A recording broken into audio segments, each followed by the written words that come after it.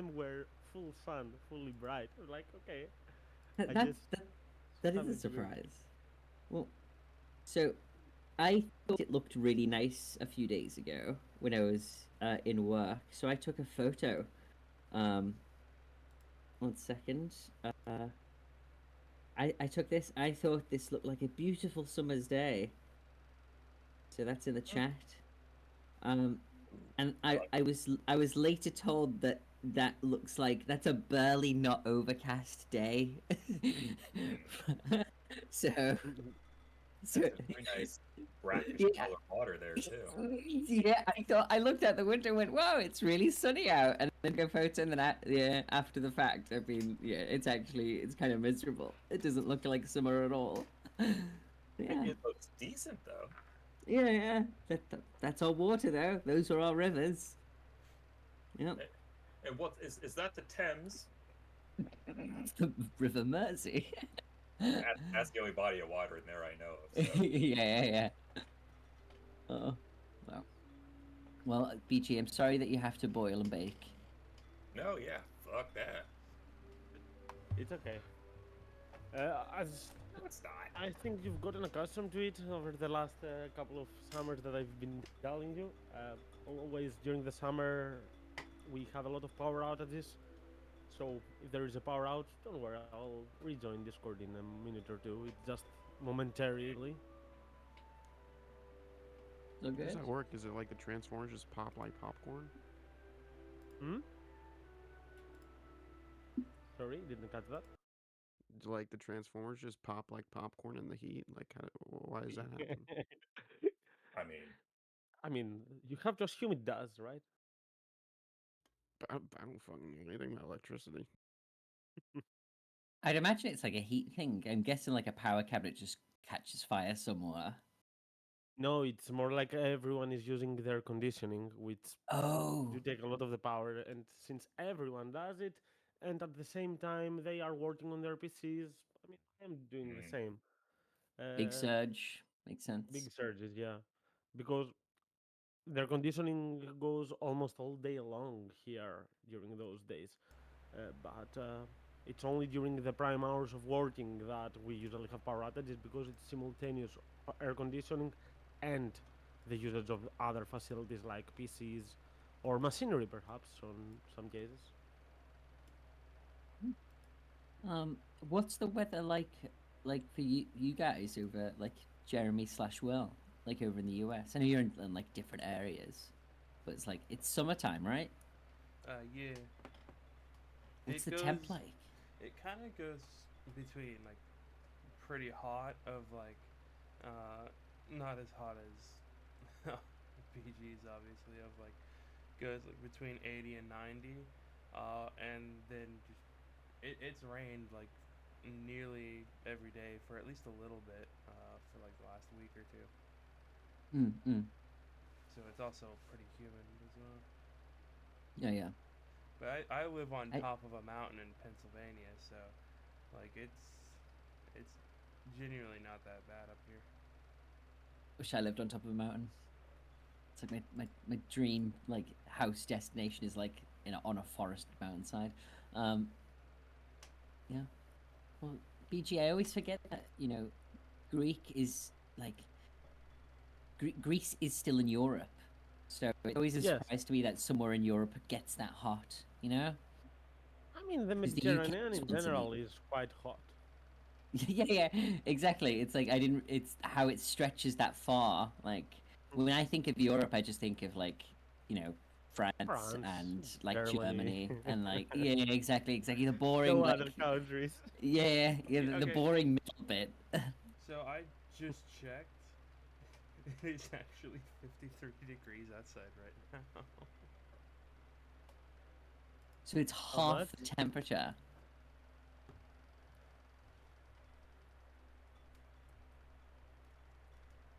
How much will? 53 Fahrenheit, uh, Yeah. which is 11.6 Celsius. Oh my god, it's colder than where That's I am. cold. Yeah. It's like 13 over here. Nice.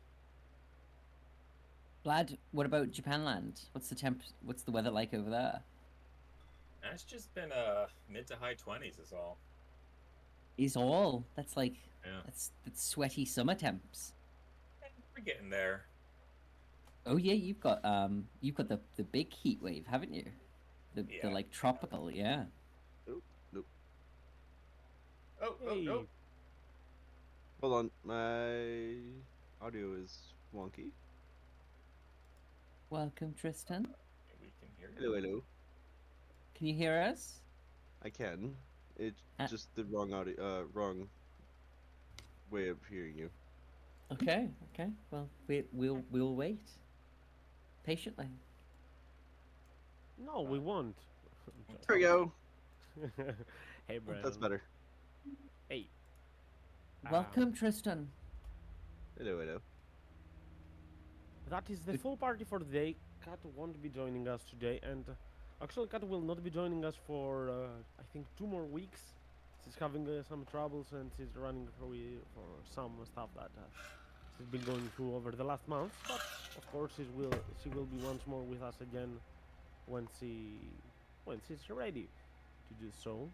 And I think that will be in 3 weeks' time.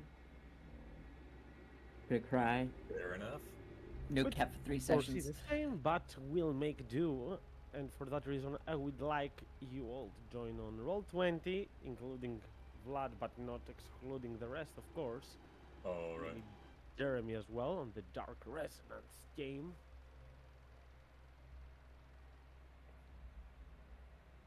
I'm just trying to remember how Roll20 works. 1 second. How do I get my character sheet again? You think this isn't Do you something remember you'd your remember? spells, Nina? Do you remember Uh, which spell is which?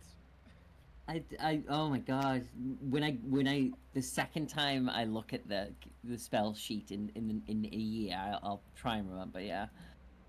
Yeah, literally spell shit. But yeah. Nonetheless, we are ready to go. We have been in this dread domain for a bit of some time. Dread domain. I mean, it might be the normal world. For all we know, in the normal world might have been the dread domain. That's what people have been claiming, at least around here. So, who is willing to make a recap about what we did see on our last session here? Ooh, I want to do that. Ooh. Yeah, specifically, and not limited to, because there's been a lot of current events out of Britain that I want to bake into my recap. Oh no. So, you know, I like to make it topical. We all learn something every time. You know, a 2 for 1. Fair enough. Yeah. And so, with that being said, though, I would like to ask Curtis, do you have inspiration for Nina? I will have a check. The box is empty on my sheet, so I'm gonna assume no. It's empty. We had an RP session. You all used your inspirations, almost all. Oh, that's true. Makes sense, yeah. Well, go ahead and check that because this inspiration is for you, Thank Curtis. you. Not only because I said that this is a very Britain-heavy past couple weeks, but also, how could you not be inspired, Curtis? I mean, for one, Faraj said he's going to be running for Parliament, so how could you not be Oh just no. inspired by that? You know what I mean? And you know, with that being said, this inspiration is hopefully will ban all roles from your game, just like the banning of immigrants if Faraj gets his way. What he should do, keep in mind, is take a page from the US's book and build a wall around the country. Not unlike, oh, here's the tie-in, the wall around Avelia. Pew, pew. Beautiful. Oh, another tie-in. Hey, Curtis, guess what? What drink is most like a cup of snow? Oh. Oh. Mm. A cup of snow. A slush. Close for what I'm talking about. What I'm talking about is a milkshake from a McDonald's from Clacton-on-Sea. Anyways, it's surprising though. A lot of people in Avelia don't believe that giants exist for some reason. You know, going so far as to say that if the giants did exist, Avelia should, and I quote, they would have been far better off if they had taken the giants up on their offer of neutrality, not fight in the giant war. And then they wanted to call the queen a gender sponge, whatever that's supposed to fucking mean. Anyways, back to the matter at hand. The one person that doesn't share all these ideas is this barkeep here, Drayvon, I believe it's pronounced, who is just a very humble barkeep and owner of this tavern that the desk ward happened to stumble upon because we wanted some revelry after a hard day's running and fighting from a bunch of zombies and giants. We enter his establishment, beautifully furnished with some questionable beverages on tap.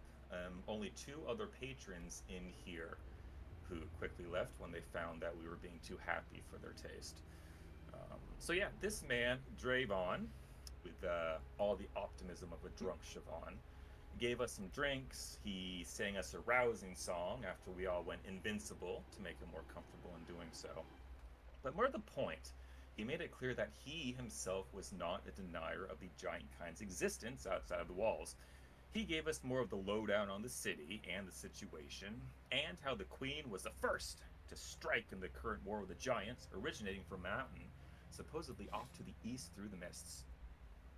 In addition to all that and some more backstory, he also told us that at one point he was a sailor on the high seas of Reuben aboard the mighty vessel the Iron Princess, which was helmed by none other than Captain Bruce Dickinson, probably.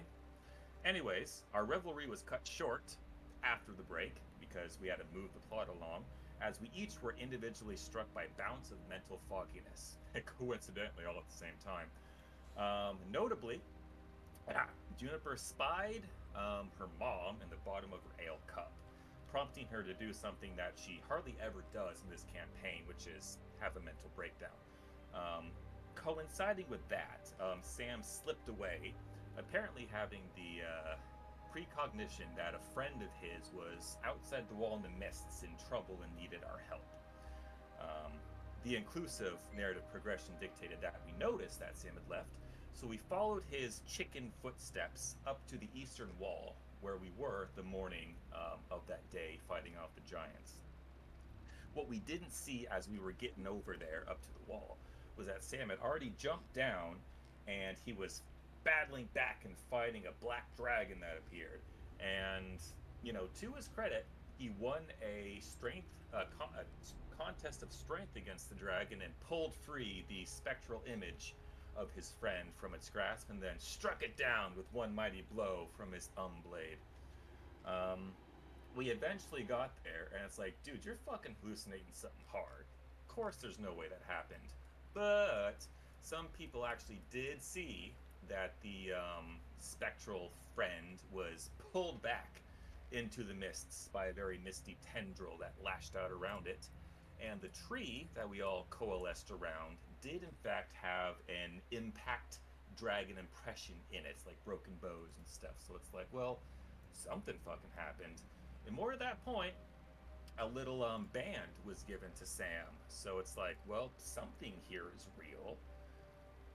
Sam was about to go headlong into the mists, all Lord Soth style, but Levi, I mean Loam, was quick to remind us that we each needed a sort of magical trinket to make sure that we didn't fall prey to the effects of the mist. And it's not like one can ride piggyback and, you know, one will suffice for two. We each needed one. So after a little bit of kind of logicking this out, if we go now, we're pretty much fucked.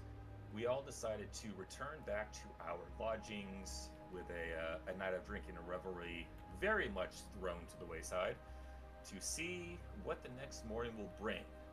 As the next blood sun rises, will the commander come down with news? Will we get more trinkets? What is up for us next?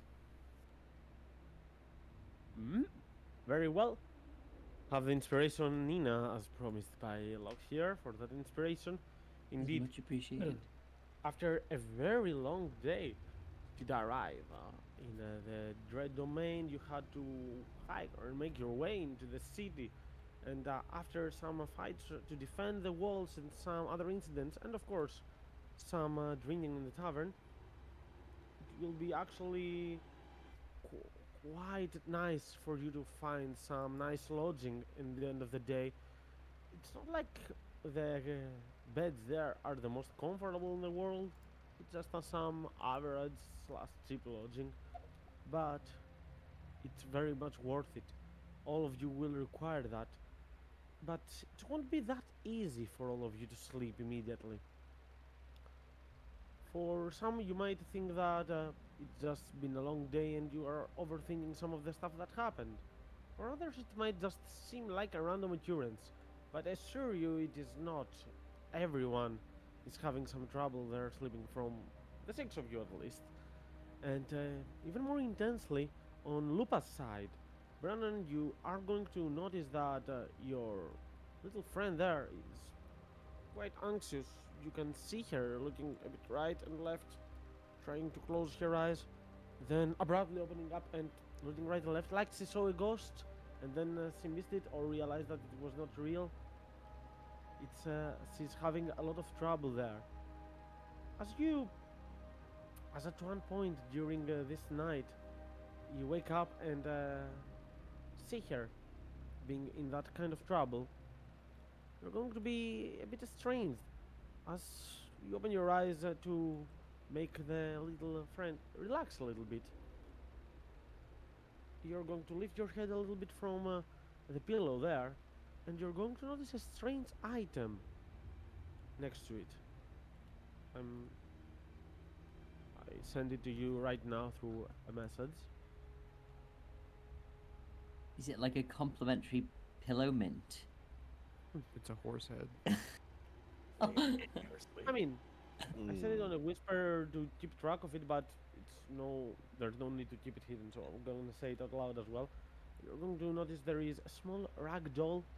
It reminds you of some of those that you've seen in the past made from hags. Similar, not the same, of course.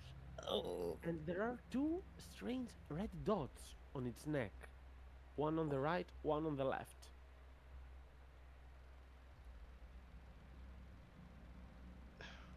Oof. Okay. Lupa will come a bit closer to you, just to feel the certainty that she has a companion next to her, and finally she will manage to get some sleep. But the mystery of how that ragdoll got there in the first place is, well, a mystery. Nonetheless, Did- all of did- you can, just a moment, gain in the meantime the benefit of the long rest so that we don't lose them afterwards. But go on, Brennan, of course, if you want to say something. No, I was just gonna ask. Did Lupa, like, did Brendan notice Lupa fiddling with it, or it was just like in the room? No, it was right next to your pillow, and Next to the Lupa pillow. hasn't noticed that. Okay, perfect. Okay. Bray's just gonna slip it back under the pillow, and just try to worry about it later, and try to get some sleep, worrying about all the worries that's currently going through his mind. Mm-hmm. All right. Well, on a similar end, but a bit different.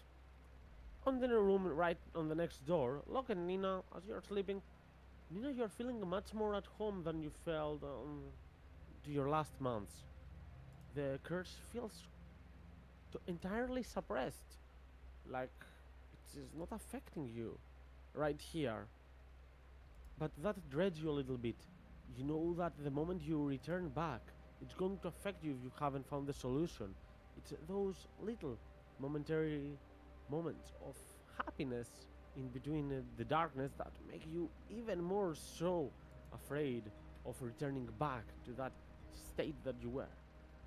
And even though you cannot help a little bit but think of smiling and enjoying the moment, you are in a rather dark place, but you do not feel tired. You did just participate in a couple of fights, but your body still feels alright. You could easily go for some running or for another battle, who knows. But right at that point, you're going to see something a bit shining on the cupboard right next to you. You do not recall leaving a magic item of yours there that was shining or anything. And as you look to your left, you're going to notice this.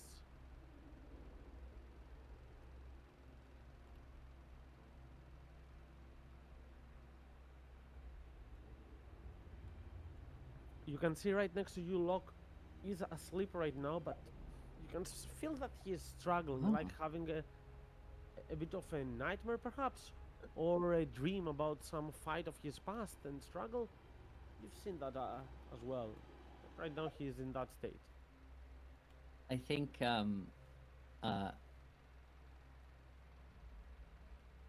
I'm trying to play this out in my head that Locke and Nina have come back to the room, and after everything they've exchanged a few words and then just gone straight to bed.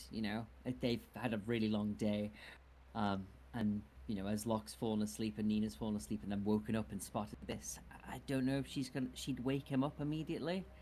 I don't know if he'd be actually asleep either. I think that's something I should ask you, Vlad. Yeah. If Locke isn't actually awake, I don't think Nina would wake him up upon seeing this little thing next to her.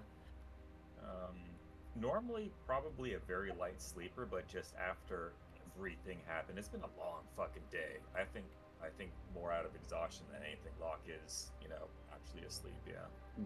Nina's awake with her thoughts, working through everything of how she's feeling and stuff like that. And yeah, seeing this little vial, she knows she didn't leave it there. She's going to slowly come to the conclusion that the staff must have left it there and it must have a purpose, and she'll ask in the morning. Yeah. That's where she's gonna go. Mm-hmm. So she just looks at it for now. From what you see, doesn't seem like any sort of medicine or acid that you've ever seen in the past. Just a strange fluid right there in that regard. That said, on the other room right next to you, where Samuel, I think you would be sleeping outside, you said, or are you sleeping in the room? No, I've partitioned the room off with like one of those dressing screens, like Mhm. All right, you're good. giving Okay. Juniper most of the space. You as well are going to find a trinket right next to you. You're not sleeping, so it will just be strange because you are quite highly perceptive. You would have noticed even if a ghost just came into the room and put it there.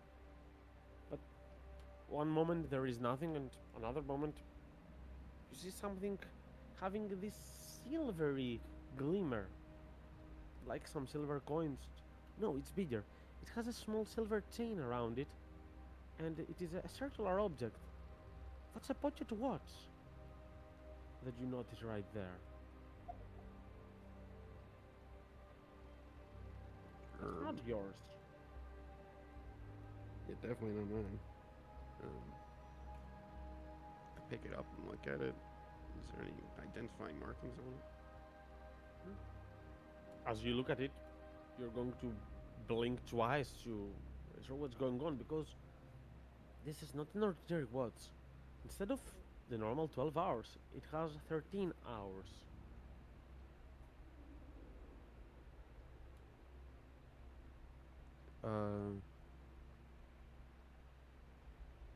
This is like a sort of a hotel bedroom, right? So are there like spare sheets anywhere? Whatever. Sorry, didn't get the question.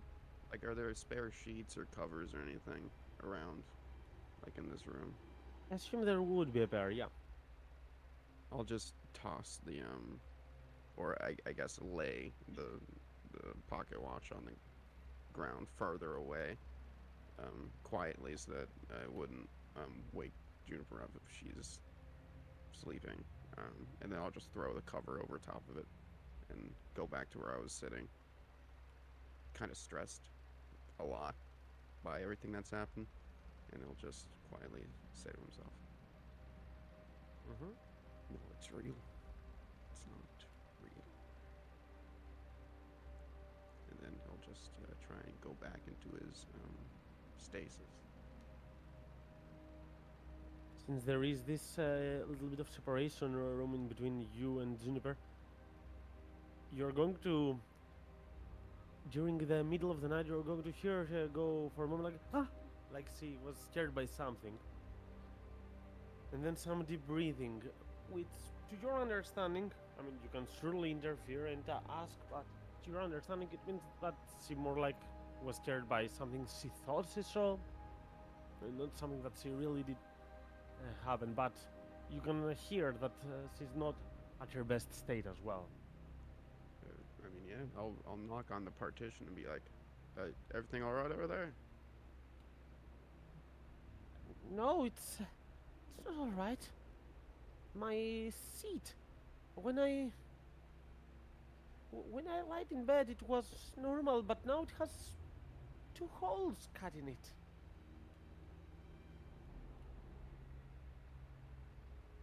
Her seat? I think her She sheet. will Oh, okay. Sorry. she will move a little bit closer to the spare room. Look, as she will hang it up, and you're going to see a seat with 2 eye holes cut in it, like one of those ghost costumes for Halloween or stuff like that.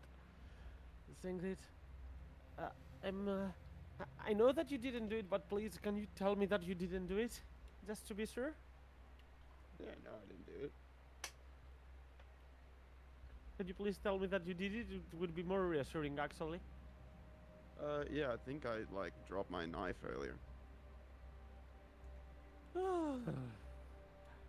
Some deep breathing intensifies, but she's going to relax a little bit hearing that and think. Thank you. I think this place is strange, isn't it? Yeah. I could set that up for you real quick if you want. Yeah, I'd actually appreciate that. He'll take out a thread needle and start tying up the holes and say,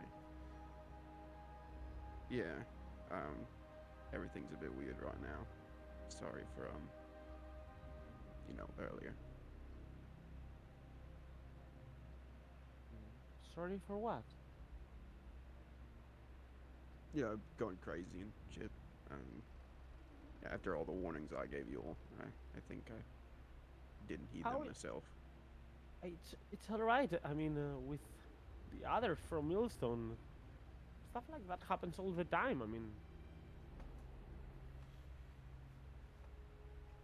everyone has gone out of control from time to time. And I mean, those things that we see around us, I don't think they are not real. I know it sounds crazy, but I think that it's just something else. Some other reality, but still a reality, right? It might be real, but it's not true. That's what I think.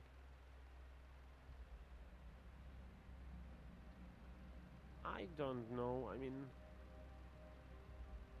I've seen Ogvar on my dreams. I've talked with him. I know that he was in my dreams and he was not the real, but whatever I've felt when discussing with him, even in my dreams, was real and it impacted my real world. So, how can you say that it's not real?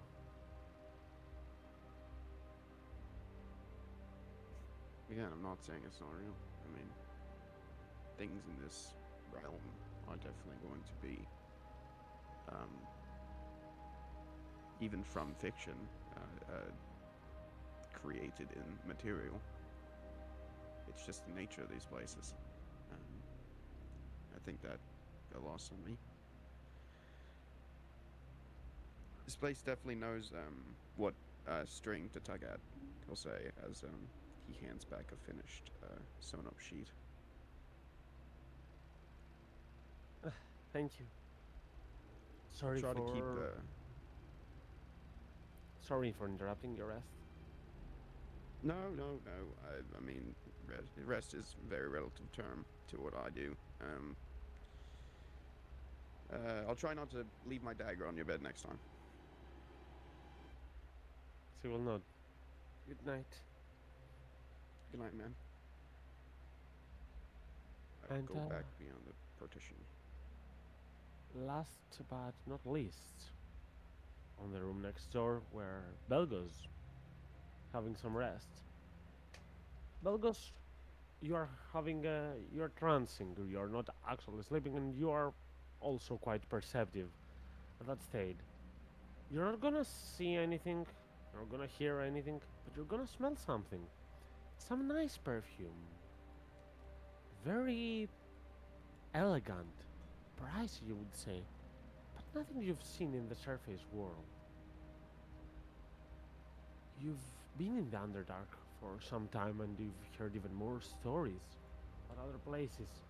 This is some kind of delicate perfume that has been used only in the Underdark from Drows, and to be specific, on the richer ones of noble families, priestesses perhaps. You're going to see a vial of it lying right next to you. Some of it is spread, and it seems to be going inside your bed because, you know, fluid. Leaving an intense smell right there. Is there a window? Yeah. Belgos will very delicately pick up the bottle, open the window, like extend his arm out the window, and then just drop it. Mm-hmm. And then they will very. Wait, I don't have prestidigitation. Crap. I'm a cleric. Forgot. Thaumaturgy. But yeah, they will go back to the chair they were sitting at and try to trance again. This time just not. Trancing has always been a kind of difficult thing for Belgos, as like trancing is kind of like a hive mind sort of thing for elves. Mm-hmm. And Belgos usually just tries to ignore like any other elf in their head during this time. It's much harder to ignore considering the fact that they smell probably something they smelled every single day for a while before leaving. Mm-hmm. I see.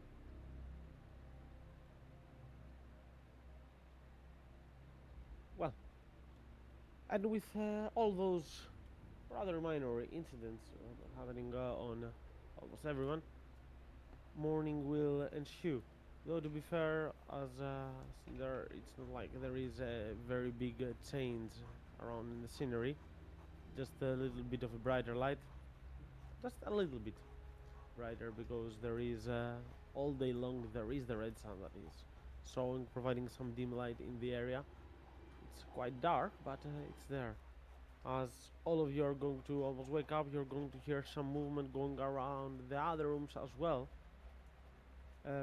Strange enough, I think Belgos was sleeping in the same room with Harmony, if I'm correct, right? Yes. Mm-hmm. You're going to see a small message that Harmony has left, and his stuff are missing right there. The message reads, I've left to do some investigation. I'll meet you all later. Never gonna see him again, are we? I'm Gonna see find him his killed character as an in the example. street. Yeah, yeah. It's, Just in the fog without a token. That's where he'll be. Like a message. Whoopsie. We're just gonna find him like in Baldur's Gate 2 in the fog, and he's a zombie. Mm-hmm. I shouldn't have gone in the fog without a token. Heed my warning. Yeah. Could I think when morning rolls around, BG, I think Nina would want to interact with that little thing that she saw, Mm-hmm. if that's Of course. okay. Of course. As soon as it would become like a reasonable quote unquote time of the morning, Nina would like slide herself out of bed away from Locke, pick up this vial, uncork it, and give it a sniff. Okay. Give me, I'd say, an investigation check. Okay, investigation. Nina's quite good at that, actually. Yeah, there you go. A 9. As you sniff from it, you're going to feel there is something caustic in its material that's going to burn a little bit of your nose. That's being annoying. Obviously, you're not gonna suffer damage from it, but it's like smelling pepper that is quite annoying and makes you also wanna cough right there. So Okay. yeah, it's just gonna be a nuisance. But you do not recall anything that has the same exact smell. That's fine. So with this uncorked, Nina's gonna climb back into the bed and like bring it to Sleeping Locke's nose, kind of like smelling salts, you know. Usually, you can give him a bit of an abrupt wake to his morning. Oh. Oh, wakey, Oh, wakey, what? and she pulls it away. Wakey, wakey, are you awake? Fuck yeah, I am. Good morning. I'm sorry for the nose, Pepper. I know it's weird, right? Was Yeah. that? What was that? Look, it's this. And Nina like just brings the vial into his eye line. The simple glass ampule containing a neon green fluid, and she just like swishes it about in front of his eyes. It's this stuff. Like, I didn't put any in here, but I made you smell it because I smelt it too, and it smelled like pepper. The fuck is that? It's glowing. It's I know, right? It's actually really weird. So this, I don't know if it was there when we came into the room last night, but when I woke up in the middle of the night, it was there on the table next to us.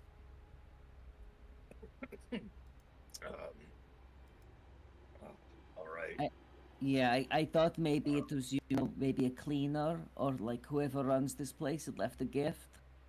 So I waited till this morning, but when I smelt it, it seemed weird, and really made me awake.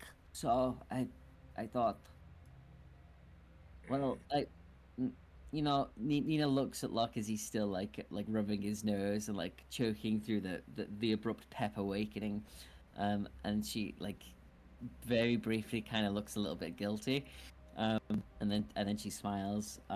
She goes, sorry about I was just really excited to like wake you up and stuff. I've been up for a few hours and Oh really? I'm really selfish, so I just wanted you awake so that we could like be awake together. No, that's all right. And yeah, you were up for it. Wait, what the? He's gonna roll over and pull his pillow back and find some gloves there. Fuck are these? What? Oh, I didn't put those there. That's like not part of the prank.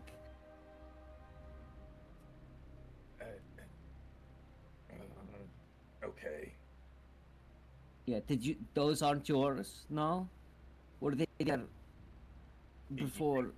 He picks them up and kind of looks at them. They're just dark brown leather gloves with like what looks like white fingernails somehow put on the ends of them outside the gloves. What? These aren't really fuck is going on? Okay, so Nina thought the little vial was the hotel staff, like the bed and breakfast people, whoever runs this place. Can't really justify the gloves though. So, should we ask? Maybe they're oh shit, maybe this stuff's not ours. Are we in the right room? Nina says, and BG, she's gonna have a quick look around the room to make sure they've come back to the right room. Well, then you're going to note some stuff of your backpack that you've left when you first came here that you didn't take with you outside earlier on, and just confirm you're on the proper place. Okay, no, that's totally. This is our room for sure. Looks it. So, Unless we'll go. there's a fucking sword and books on the wall. I don't know. Yeah, did Um, those gloves? They totally weren't there when you went to sleep, right?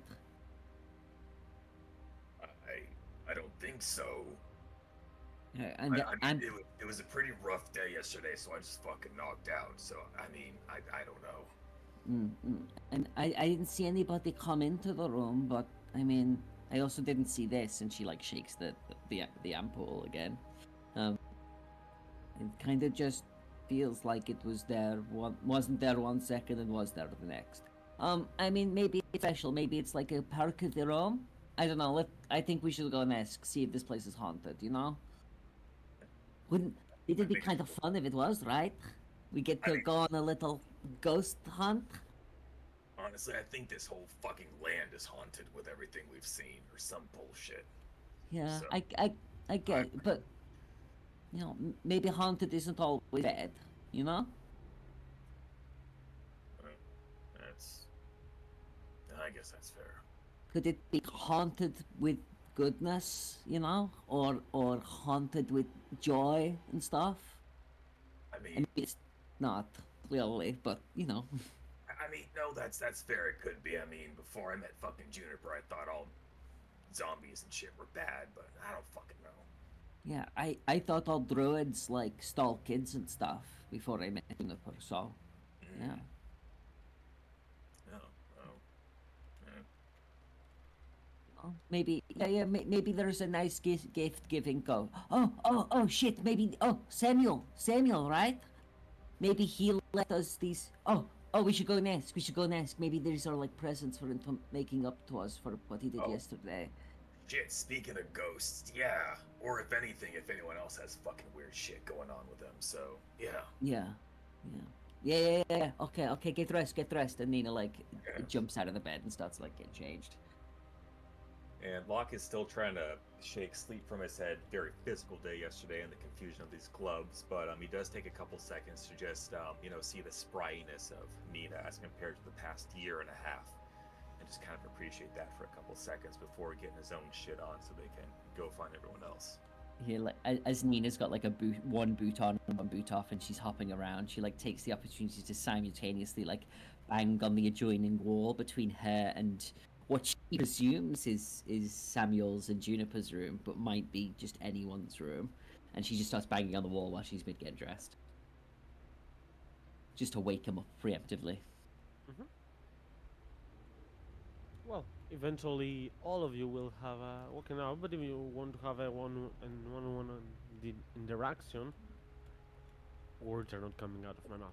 If you want to have an one-on-one interaction, feel free to, but other than that, the group should assemble pretty soon. Everyone is waiting up at this point.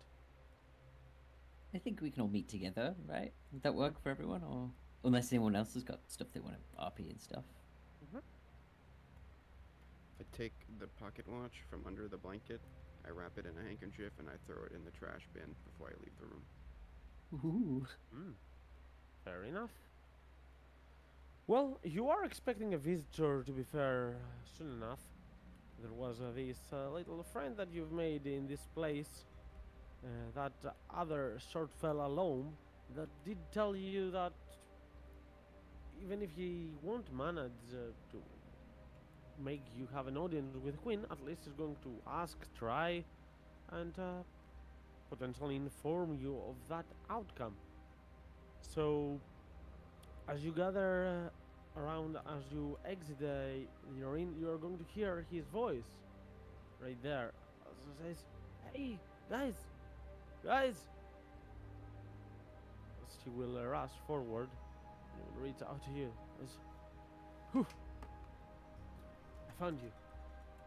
Alright, I guess I'm not too late. You're not gonna believe this.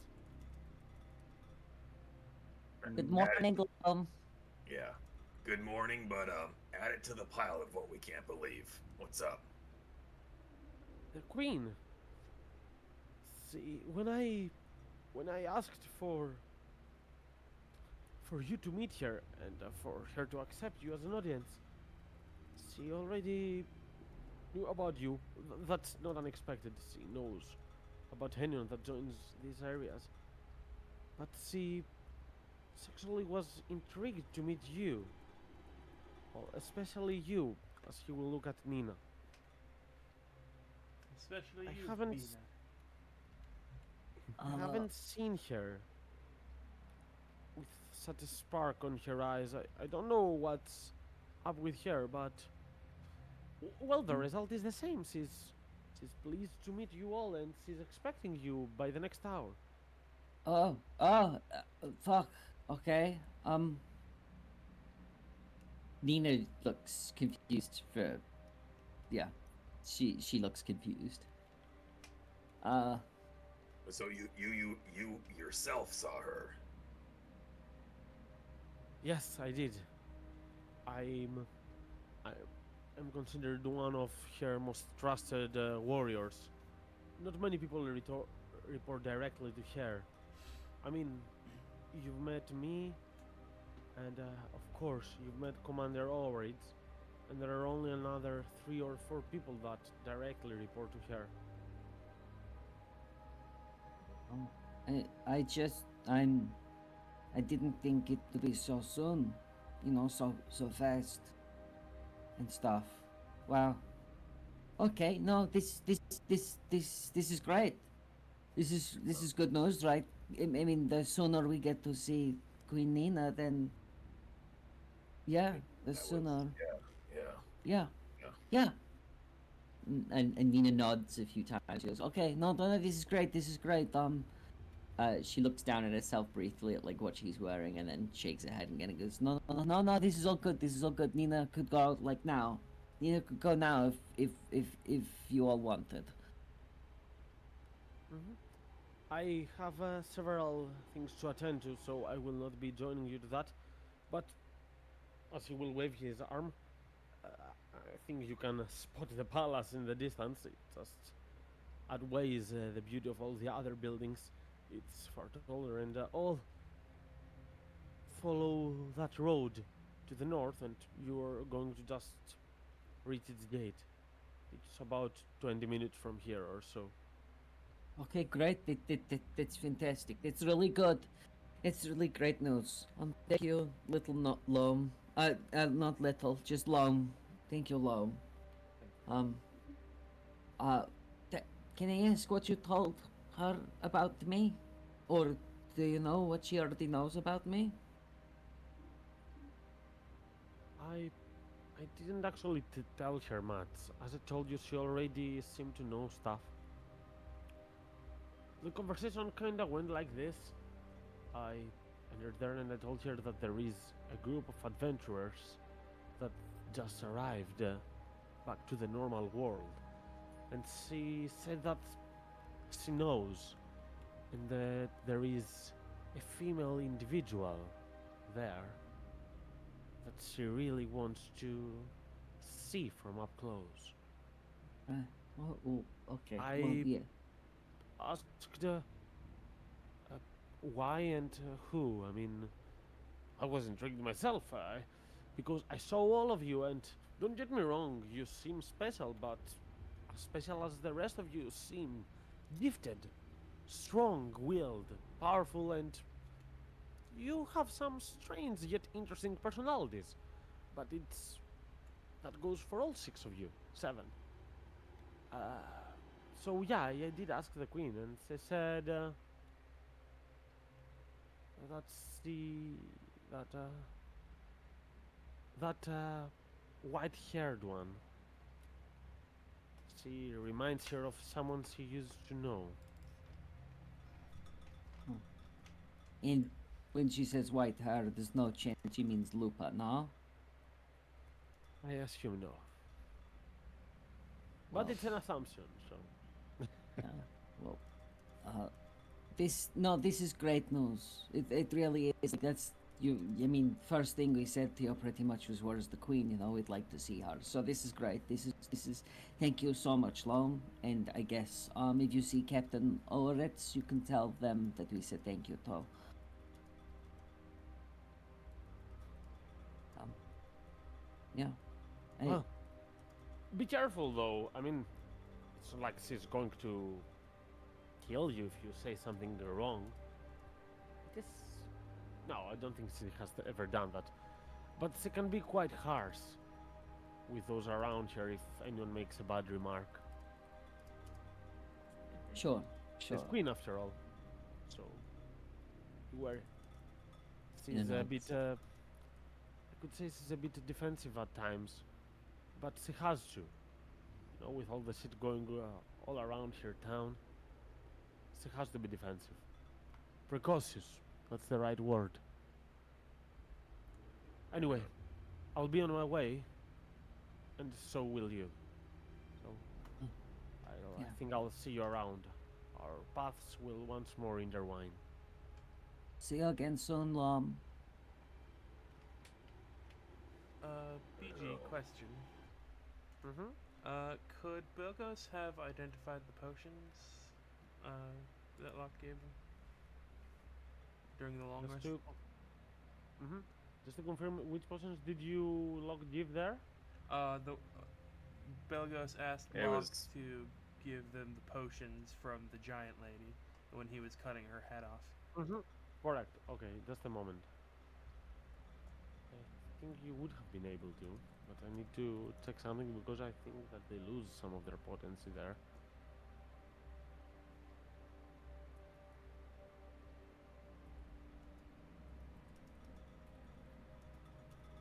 Okay, there it is. You're not. Are you proficient with alchemist supplies? I do believe so, yes. Let me double check. I would like you to give me a check if you are. I have herbalism kit.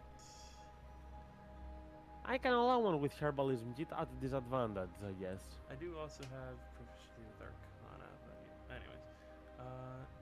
Would it be they're intelligence? different. Yes. My worst stat. Well, my second worst stat.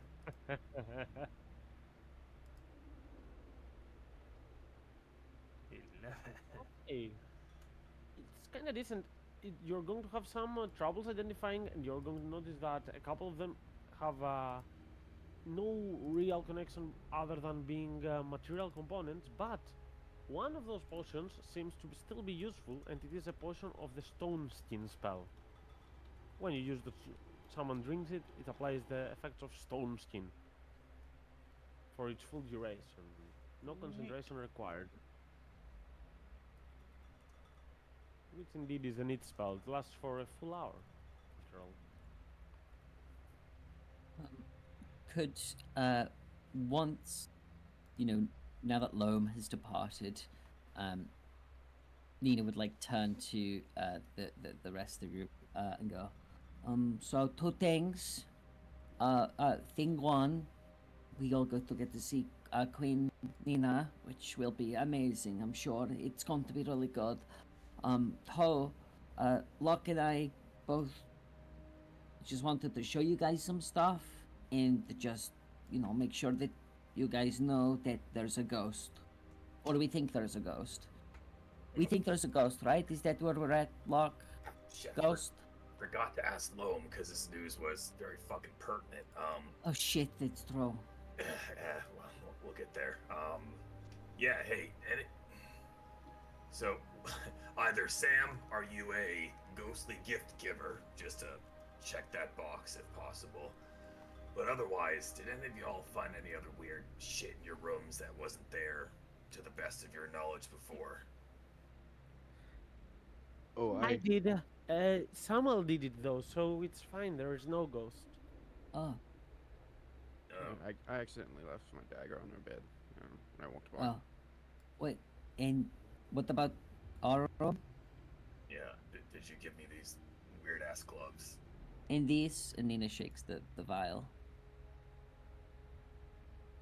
I gotta be honest, Nina, and Brayden's like his hands are shaking as he's like he reaches under like into his one of his pouches, and brings out the doll. Uh, Nina, this is this is terrifying me. Oh fuck! Is this another hag? What? No, it's just a doll. Oh shit! No, I get Mother. you. Fuck. What the It's fuck? mother for sure. Wait, no. Hold on. We've had this before, okay? Do you guys not remember what Nina said the first time we saw these dolls? She saw these dolls back on the mountain. Some poor people who can't afford good dolls make dolls like this too. Yeah, and then Brayden will tilt the head back to expose the two little dots on the neck. On this. Okay, no, that's weird. I take what Becky said. That's weird. I don't think kids like make vampire dolls. That's a vampire. Wait, no, that's not a vampire doll. It's a What? like a. That means it's not mom, which it obviously wasn't, right? Because that wasn't a thing before. Are we in And public? Brayden's gonna like grip his head, and he just I don't know at this point. I Brendan, it's okay. Brendan, hold the doll. Give me the doll. Just hold this. Nina holds out her hand with the little vial in it for Brendan. And Brayden You will, hold, like hold the- struggle, like he'll take it. okay, and just try, give me the like- doll. Yeah, he'll like trade it as soon as with the same hand that he takes the vial. He'll just give the doll and then take the vial from the same hand. Okay. And Nina's just gonna try and like rip an arm off the doll. Oh! She just immediately just takes the doll and just grabs the arm and just like, pulls one of the arms. BJ. Sorry, didn't get that. Nina has exchanged with Brayden her vial for his doll, and as soon as she has the doll, she's just gonna try and pull the arm off it. There doesn't seem to be any mechanical or magical effect happening right there. You're just going to see her arm stretch. Okay, see, just a doll. Not magic, because if it was magic, Nina wouldn't have been able to pull the arm off. So, yeah. But, I mean, Okay. and she just holds it for everyone to see. Still weird, and still looks like a vampire has bitten on the Can we- neck. Look. Can we talk over there? What? Sam points to an alley, like after minutes of being quiet. You want to go into the creepy alley, Sam? Yes. Where How ab- a bunch of civilians wouldn't be hearing us. Sure. Yeah, fair. Sure. Nina nods. Oh no, Perfect, there's you had a ma- dingy alley prepared. I have very weird stuff prepared. It's the back alley of the car house in Ironhaven. Anyway. Yep, it is. Actually, it Actually, yeah. have been in Iron Haven. The old house that kinda had in Iron Haven, it's close to there. But it's just some influence right there. Sam obviously doesn't have anything to show for, but like as he's walking back into the alley, he's like, pushing his hair back, seeming a little stressed. But he'll guide everyone back there and be like, alright, so what's the deal with the doll? Why are we panicking over that specifically? I don't know. And Nina's gonna try and hand Samuel the doll. She just like hands it, puts in a hand, puts a palm out. Do you guys We- recognize this? So many That's- dolls, so many hags. You kind of, sort of.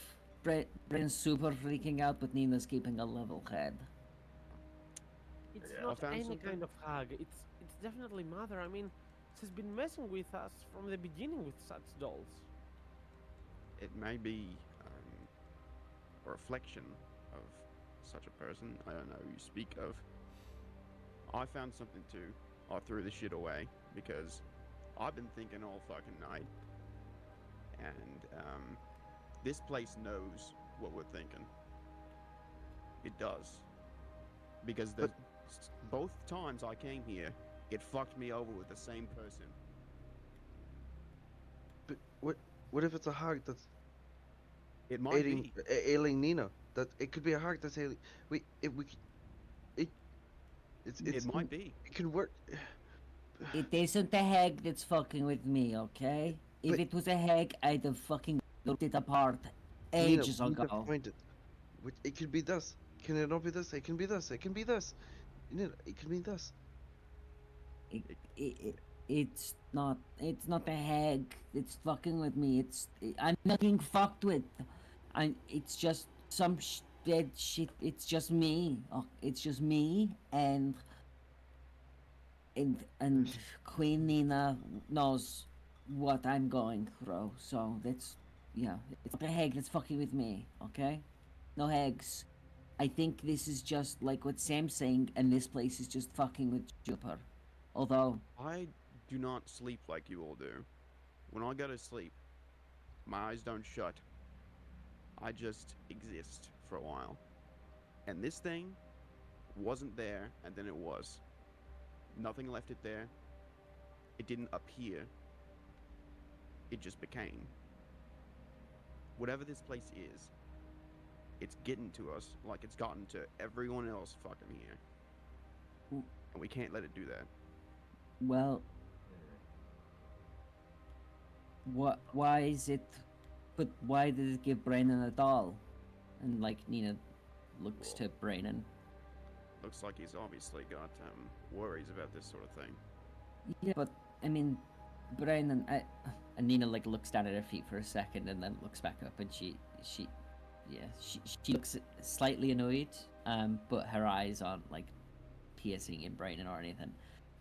She goes, sorry for just brushing it all off, Brandon.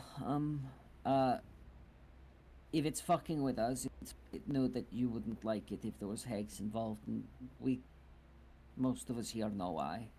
How about this? All right, it's hag, right? So you're assuming it's like magic or something? I can It's- identify it. See if it's Yeah, magic. please do, because Would we've you want had me a to do lot that? of run-ins with hags. Yeah, I look please at- do. No, I look at Brandon specifically because he's the one who's really worried, and Sam's gonna look at you really concerned and be like, "Would you like me to identify it to make sure it's all right?" Ye- Trying to yes. soothe his woes. Yes. Yes. Right. All right, give it here. Yes, Give it here. yes. And Sam will start. He'll pull out a pearl and start looking through the pearl as if it's, one of those jeweler's glasses. And he'll ritually perform the identify spell to see And- if this thing is magic at all. And as Samuel does that, Nina explains to Brandon. She says, Brandon, and even before Samuel's done his thing, I can tell you, if that was like a weird magic doll, when I ripped its arm off, like your arm would have come off too, if it was the real. I think. And it didn't, so. We will make sure, though. I mean, who knows what the fuck this place has, but I don't think it's. I don't fucking know. I mean, if it's fucking with us, then why did it give me a weird green thing and you a nice pair of gloves? Did anybody else get some weird shit? Samuel, you said it just appeared. Glances up from his thing. I got a watch. It's got fucked up number of hours on it. How many hours did it have? 13, unlucky number. What time was the clock at when you got it? I don't know. I threw it away. You didn't look at it? I mean, I did. Did you not see what time it was? BG. Did I see what Mhm. time it was on the watch before I threw it in the fucking trash? Give me an intelligence check to see if you Okay. remember. Or do you have that in mind? No, you don't. I don't. And I 'Cause it- already gave my chime to Juniper, so she would Mm-hmm. feel better. Because if it was at like, you know, almost the maximum time and was ticking down, I'd probably want to keep that watch with me. Samuel, you do not recall the exact time, but you recall that it was somewhere in between midnight, but midnight being the 13th hour in that case, and 3 o'clock. Somewhere between that. It was like the witching hour. What? You know, somewhere between midnight and like 3 a.m. Witching hour. You've never heard it fuck's called that? that before. What? I say, who the fuck's that? After looking up for my ritual. Ah! I don't know. Ah, As you look towards there, you're going to see a girl. Quite young. Her facial features so at least.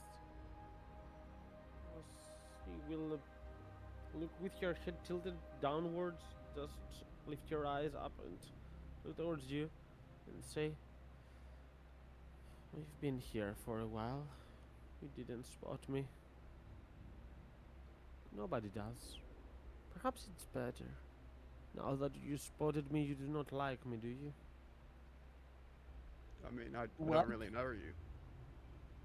Well, yeah, we don't know you, but we have spotted you. So you know, hello, we see you. What you doing? You listening? You eavesdropping? I could not care less about your problems. I have severe ones of my own. Bro, Oh, sorry get about that. in the, We yeah. didn't ask, but good to know. You're a little young to be having, you know, huge problems. Do you want to talk about it? We've got like 30 minutes. God, that's creepy as shit. Would it? What would the point be? Even if I talk about my problems, nobody can help. But- If nobody can help, what meaning is there to it? Well, sometimes it's just Thank you, nice just to Mandy talk, Scott. even if you don't get anything out of it, you know? No, it's pointless. It's, Oh, I've done that so many times. Some random stranger comes close by. They claim that this time they could be of help, and that no, it's not pointless. It is. It's the world against us, isn't it? Well, it's the world against everyone, and everyone's got to, you know, make their own way somehow. That's a lie. Some are born privileged with power in noble positions. No world is against them, having the time of their lives. Not all of them. And even the ones having the time of their lives, they'll have a problem somewhere. You know? Everybody gets problems at some point. Everybody gets one. You know, at least. I recall my father called that rich people problems, sarcastically. It's not the same. No, it's not the same, but no, you know, no people's problems ever are. So, it's hard to judge. You shouldn't really. Do you feel like the world is against you too?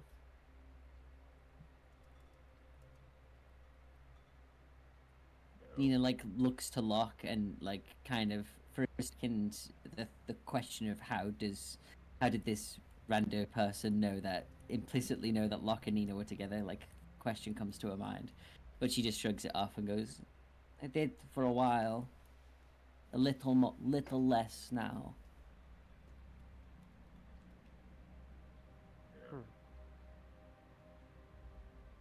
Does that feeling change?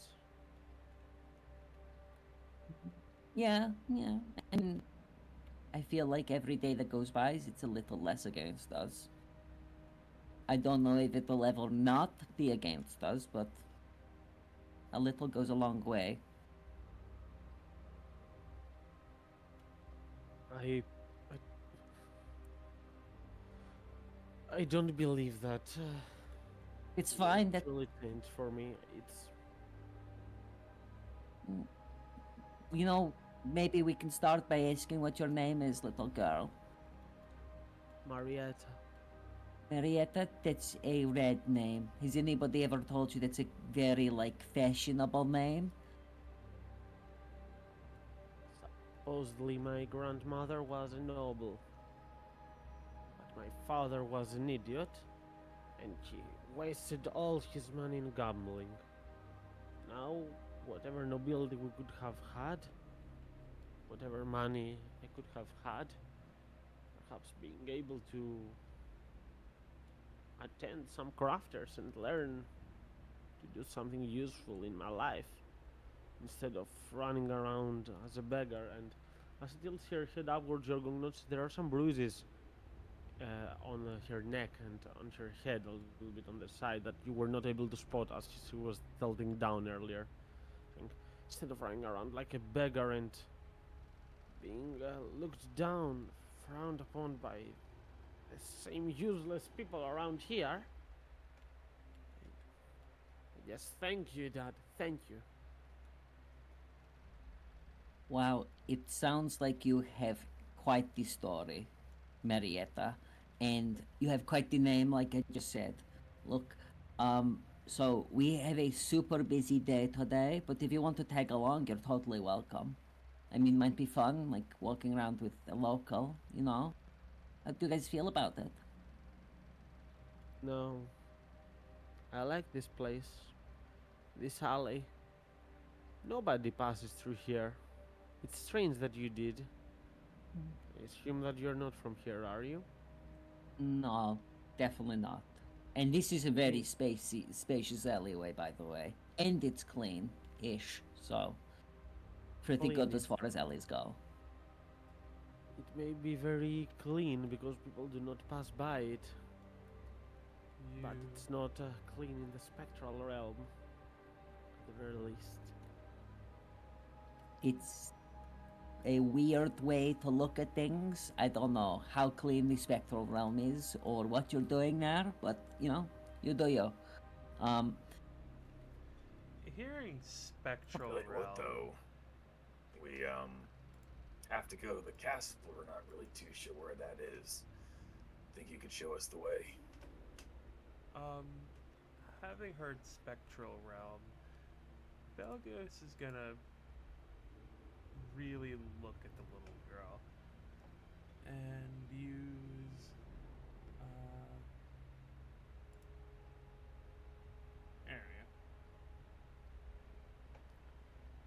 area. All right.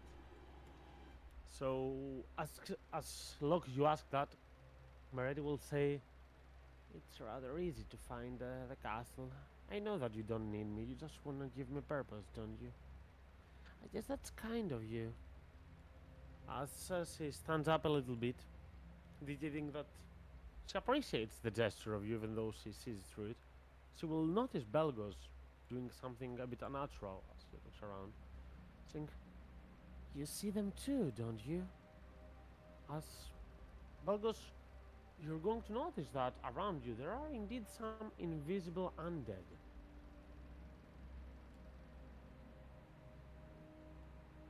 Belgos. It doesn't tell you anything about capabilities and identity from what I can see, but because there are at least 4 of them. Mina's gonna squint a little bit weirded out by the turn the conversation just took.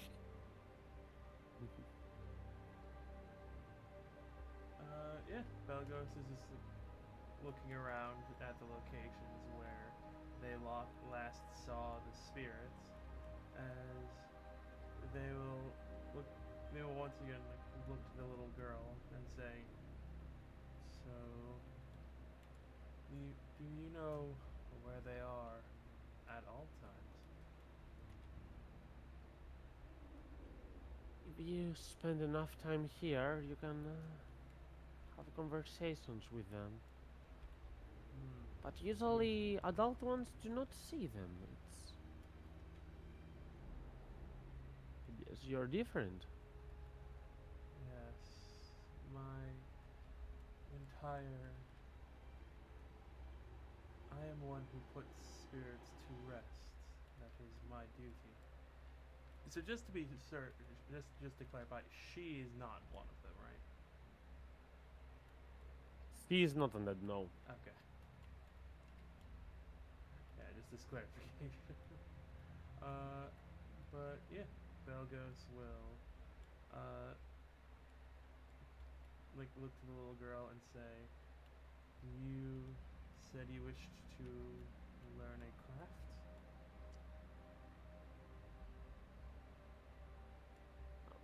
I mean, at least that way people would respect me a little bit, and I would have a normal job instead of looking for leftovers from the other people's jobs.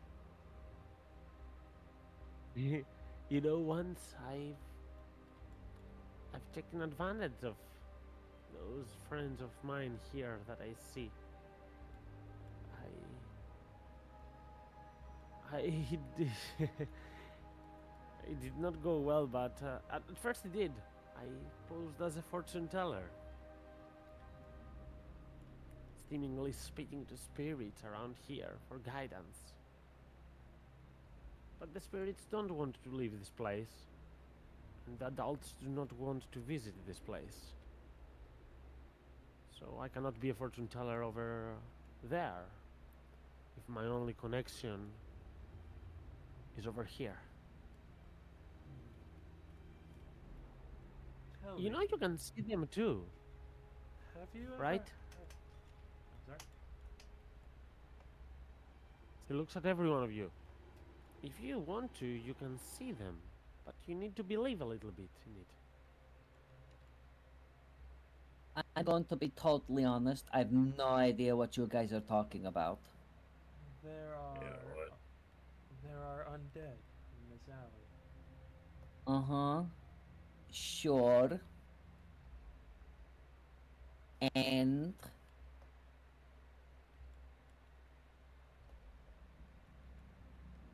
Belgos It's like- normally What like, is? Belgos is like, well, normally undead would be attacking us by now. not all undead. Just some, right? Yeah, that's fair. Most. Most, sure. But, I mean, so you're not talking about me. Just to be clear.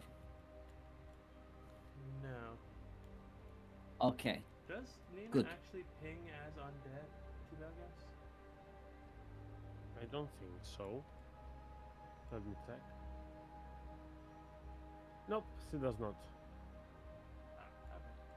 If Belgos will just say,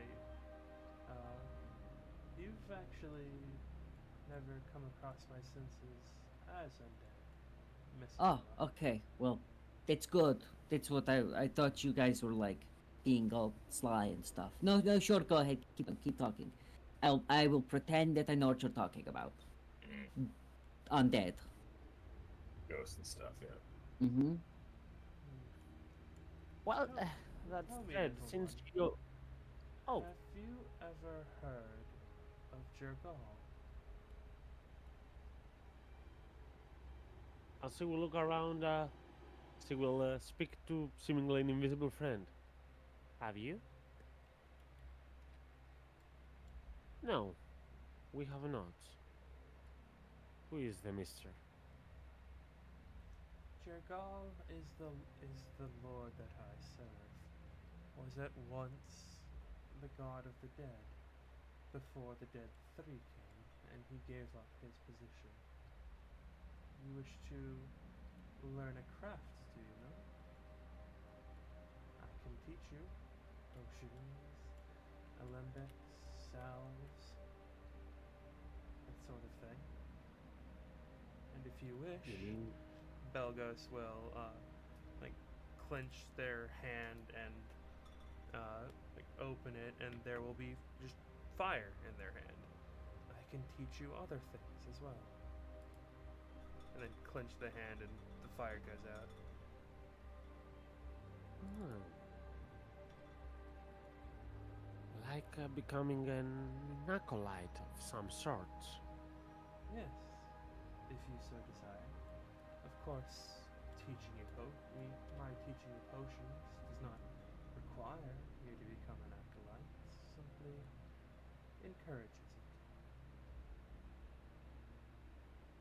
it. Interesting. I might actually take that chance. I will have to consider it a little bit more though on my off time. Perhaps sleep on that idea. Very well.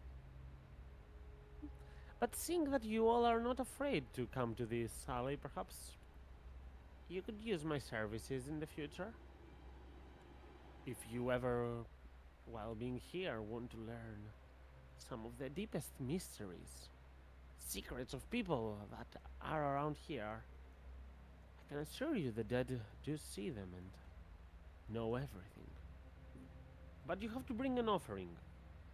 Oh, no, we could do this now. We could do this totally now. Hey, Marietta, you're amazing. And you definitely have that whole fortune teller vibe going on.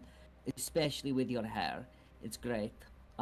We have some weird shit we found last night in our rooms that just appeared. Do you know anything about this stuff? And Nina, like, shakes the vial and points at the gloves that Locke's holding. Marietta will lift her arm and stop. The offering is very specific. I do not require something that is of great value to you or someone else. Oddly specific. The spirits are only willing to respond to you when they are given your attention. And they do so only under the light of a charnel candle. I know what a candle is. I don't know what a charnel is. You need to find someone that has died, but you do not know their identity. If you know their identity, it doesn't work. And create a candle made of fat out of that person. If you light it up, the spirits will appear, and they will be willing to respond to your questions. Oh god, Belgos has probably done that before. Is there a less gross way of being able to do it? Like, Yes, of course. uh-huh. Make a child, and while it is young, it can see those spirits. Oh, and he turns to Juniper excitedly, and then shakes her head. No, I'm joking. Uber will look at you quite mean, like no child of mine is coming to this place. It's a joke, Juniper. And besides, I feel great here. It's not as bad as you think. I'm in the middle of an 11-minute ritual, but is any of this ringing any bells from my travels with Gossamer? Or... That is actually possible. Give me an Arcana check.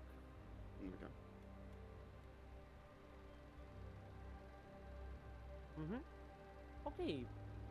You might have heard during the note of Gossamer and some discussions that she has had with Deathwine talk about some creatures that she did not categorize as undead, to be fair, but they do recall to your mind several of those traits. They were called skulks, invisible creatures that have an origin on the Shadowfell, and to be fair, Domain of Dread and Shadowfell are quite close. And they are known to be like invisible creatures slash souls that are only visible to children. So that's the only thing that comes to mind. But I will add one thing to you because that's a good roll there. You know that momentarily you could be able to glimpse skulks through reflective surfaces. Mm, Not permanently, but you could catch glimpses of them through those. yeah. Anyway, I'll go back to my 11-minute ritual. Sorry. Nina's like looking at Marietta and is like, so be a baby. It's one. Two is burn the gross candle. That's the best option. Is there really no like just be nice and friendly and say how much you love like ghosts and stuff and they show their faces? That's not an option. I could detect them with magic, but not see them. Well, I mean, I can take Marietta's word. How old are you, Marietta? You look really young, by the way. You look like you're like 7. I'm 9.5. Oh, I was close. Well, you know, when you're older, you'll look really good. Like, I mean, you know, like, you won't age super hard. You will age like wine. I'm going to stop talking. I'm gonna shut The up laugh is now. out of character, but yeah. Marietta will look at you as she will say, the ghosts are there, they just want to be seen. That is pretty accurate for a lot of people as well, isn't it? Sure, I mean, Nina likes to be seen and wants to be seen too, but she doesn't ask people to light gross candles, you know? What can they do? That's the only way for them to be seen. They did not choose to be that way. I don't I know. guess- Can they like move stuff? They can. Hmm. I've seen them at least do so. When it's raining, you can kind of see the surrounding of their bodies. It's not the same, but they seem to enjoy rain in that regard. You know, Nina's going to think on this really hard, and it will not be the last time that you see her, Mariette. I mean, This is I something that I've heard more than once. no, I mean, really, I mean, look, and I turn around and I point to the entrance to our bed and breakfast that we're staying at, and you can like see the doorway from this alleyway. Look, if you like, at least for the next few days, you'll see us in the mornings and in the night when we go in and out. And like, I don't know if you need something, like wave at us or something, and occasionally we'll come and visit you too. Yeah. Well, time will tell. I don't know you, and the spirits do not seem to know you too, so I have no reason to trust you, but even more so to not trust you. Well, it's a really good point. We didn't introduce ourselves, and you gave us your name. So, Marietta, my name's Nina Avella, and it's a pleasure to make your acquaintance. No, don't do this. No, Now that I we're... know your name, if you die, I cannot make a candle out of you. Oh, no, guys, quickly introduce yourselves. Yes, yes. I am Locke. And that's the one looking at a fucking rock is Sam, and then hey, Brennan, show her your fucking wolf. Yeah, that's And Lupa. Vince.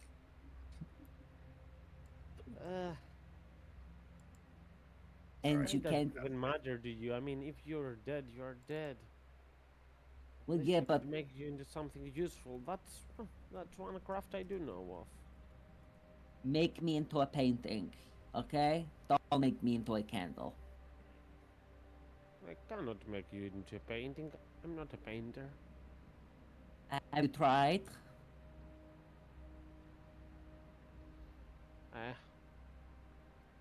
I guess it just 6 less options in this world. The world is endless. People are dying every day. It won't matter. It's sounding like no, you haven't tried painting. So, you know? Maybe... The wealth. What? Sorry? I don't have the wealth. You need painter's supplies or calligrapher's tools for signing those. And then perhaps you need a teacher, a bard perhaps, to tell you how to do all this. And then several blocks of paper, like scrolls and stuff. If you want to start, all you need is a rock and a wall. You can start sketching with just like sharp rock on the wall. That's my advice. You know, give it a try. And then you can like move up to charcoal or something.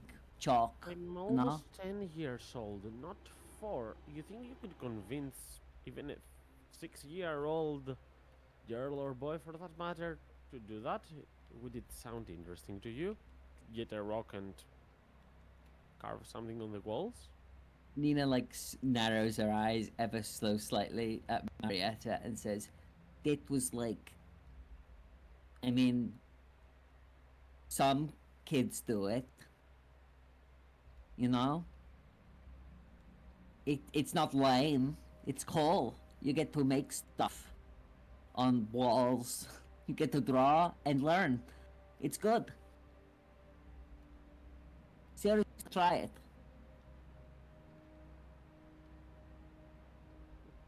Anina tries to hide her annoyance at having like one of her few childhood pastimes of drawing with rocks disparaged.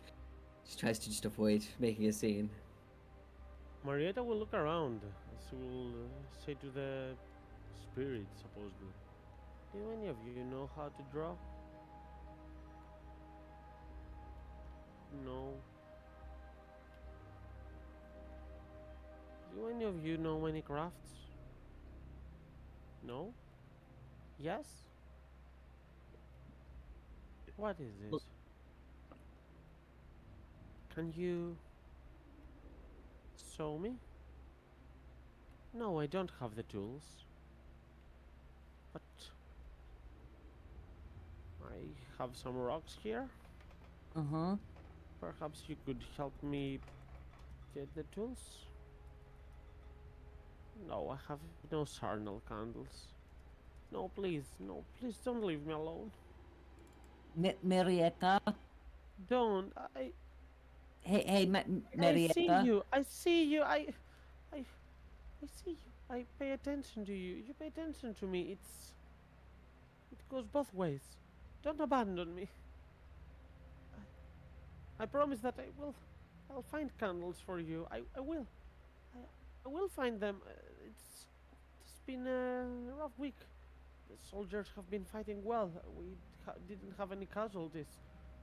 The only casualties we had is a friend I knew.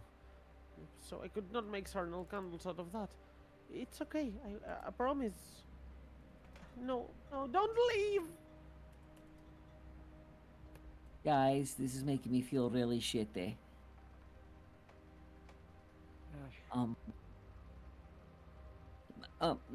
Marietta, maybe you could trying to teach some of them, or like learning together. You know, it really is as simple as picking up a stone and starting to scratch on the wall. That's really all it takes to start. And yeah, it's dumb and maybe it's for kids, but it's fun. And maybe those ghosts with you that don't know any hobbies or any skills, you know, maybe they'll enjoy watching you learn too. I don't know. I'm really sorry. And Nina like just glances around and she glances at the sun and like just tries to gauge how long she's been here. She looks to Sam, who's still in the middle of his ritual. And she says, "Sam, how long is this all going to take?" I Would we be suppose done it by will now? be Because finished around now. okay. Can you linger the spell? Yeah, sure.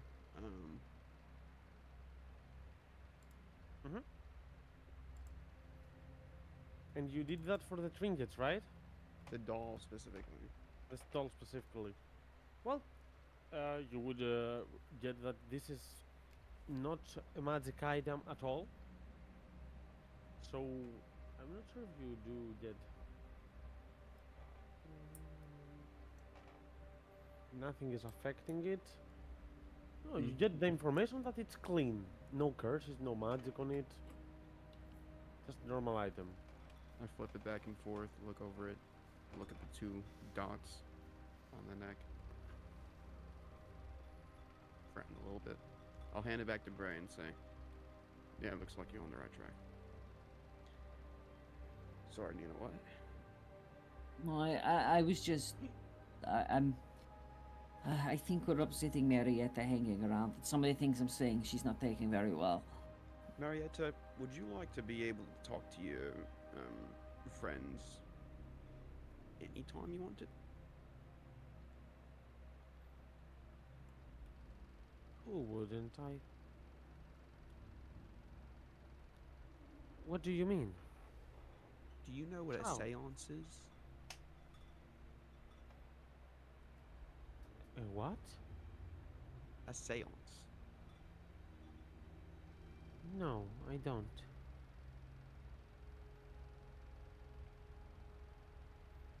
How much time do we have right now, Nina? I don't know. I don't know how long it took you to do that thing. We had like, Okay, limit 11 minutes exactly. then we have an hour takeaway, 11 minutes takeaway a little bit. I can We've show got about you 30 a type minutes. I can show you a type of ritual, and I could like help you learn how to do it maybe later today. You can talk to people that maybe you knew in life, or just random ghosties.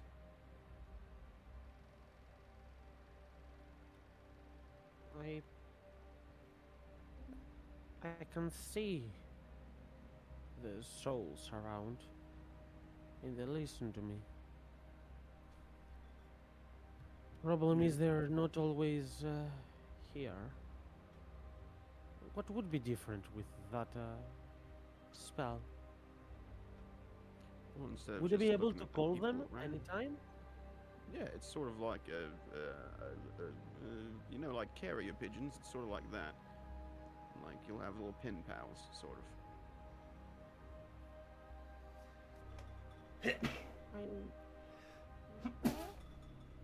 I your assume heart. there's gonna be a rather big fee for that, right? For you to I teach mean, me it. Other than time and your attention to learn how to do it, not really. I mean, And what do you earn out of this? maybe I'll get to see a smile on your face. And what is that worth it? It's worth the world. That's all we got. Give me a persuasion check, Samuel.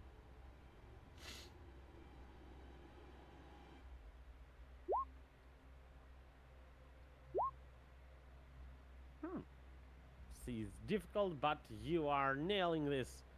As Maria will look at you and she will say, you truly mean that. A lot of people would say that to just earn something, even if it doesn't seem direct, but you're truly doing it for this. I'll feel a bit indebted, but I won't say no. I'm not dumb. I'll take my chances. So I will expect you to pass by this area later, perhaps? Sure. If not tonight, then tomorrow morning. I mean, I don't know exactly what this person wants us to talk about. But yeah, I will definitely come back and show you how to do this. All right. The only payment that I ask is that you talk to these guys, because, you know, after they're gone, they don't really have anyone to talk to. And that you give Sam a hug when he's done. Uh, If you're comfortable with it. Comfortable with it. the gel will get a little bit red on your cheeks. As he will say, I'm going to be talking to the spirit, yes? You know, if you don't find me here in time you come by, just get in the center of this area and whistle. I'll hear it. I usually lie close by. Oh, will do. Sounds like a plan.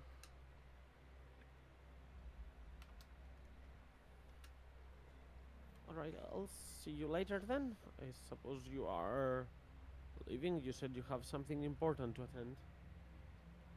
Yep. We'll be off and we will see you later. Nina gives a little wave. Before they leave, Belgos will actually offer Marietta a small iron disc, engraved on which is a skull with a scroll in its mouth. What scroll? No, just a scroll. It's just an engraving Okay. on the iron disc. Nice. He gives her a holy symbol of Jergal, basically. Very nice. Marietta will have some spark in her eyes lit up after the conversation with Samuel and the gift that Belgos is giving. As she will send a small tear through her left eye. But she will remain speechless, not saying anything. Then tilting her head down and inspecting the gifts she just received.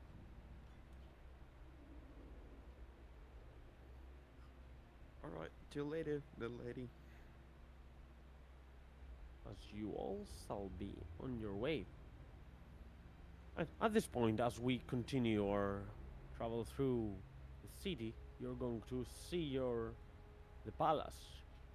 Right in the center, several people walking by, a little bit in and out, but you will see that a lot of people walk on the outsides of it, but not entering the palace. That said, at this point, let's take a small mid-session break for a couple of minutes before we continue to our meeting with Queen Nina or Bina. Who knows? I am. Thread Castle. It's a massive castle. That's an incredible castle. I mean, if you build a castle, Nina, wouldn't it be incredible? It would be. It'd be like, yeah. It would be. I nailed it. Belgos and Samuel on some warlock patron shit. Mine's a bit No. kinder, but yeah, okay. I'm a BLB. I need to get a drink real quick. I'll be right back as well.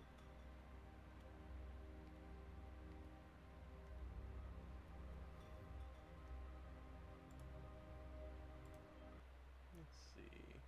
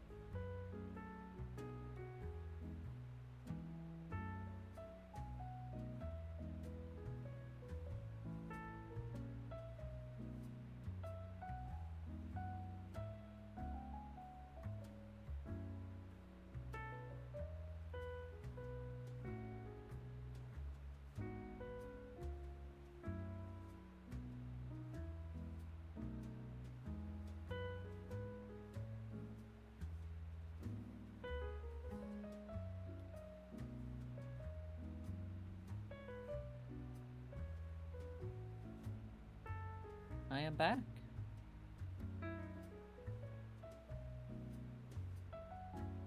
Back. satisfied, I hope.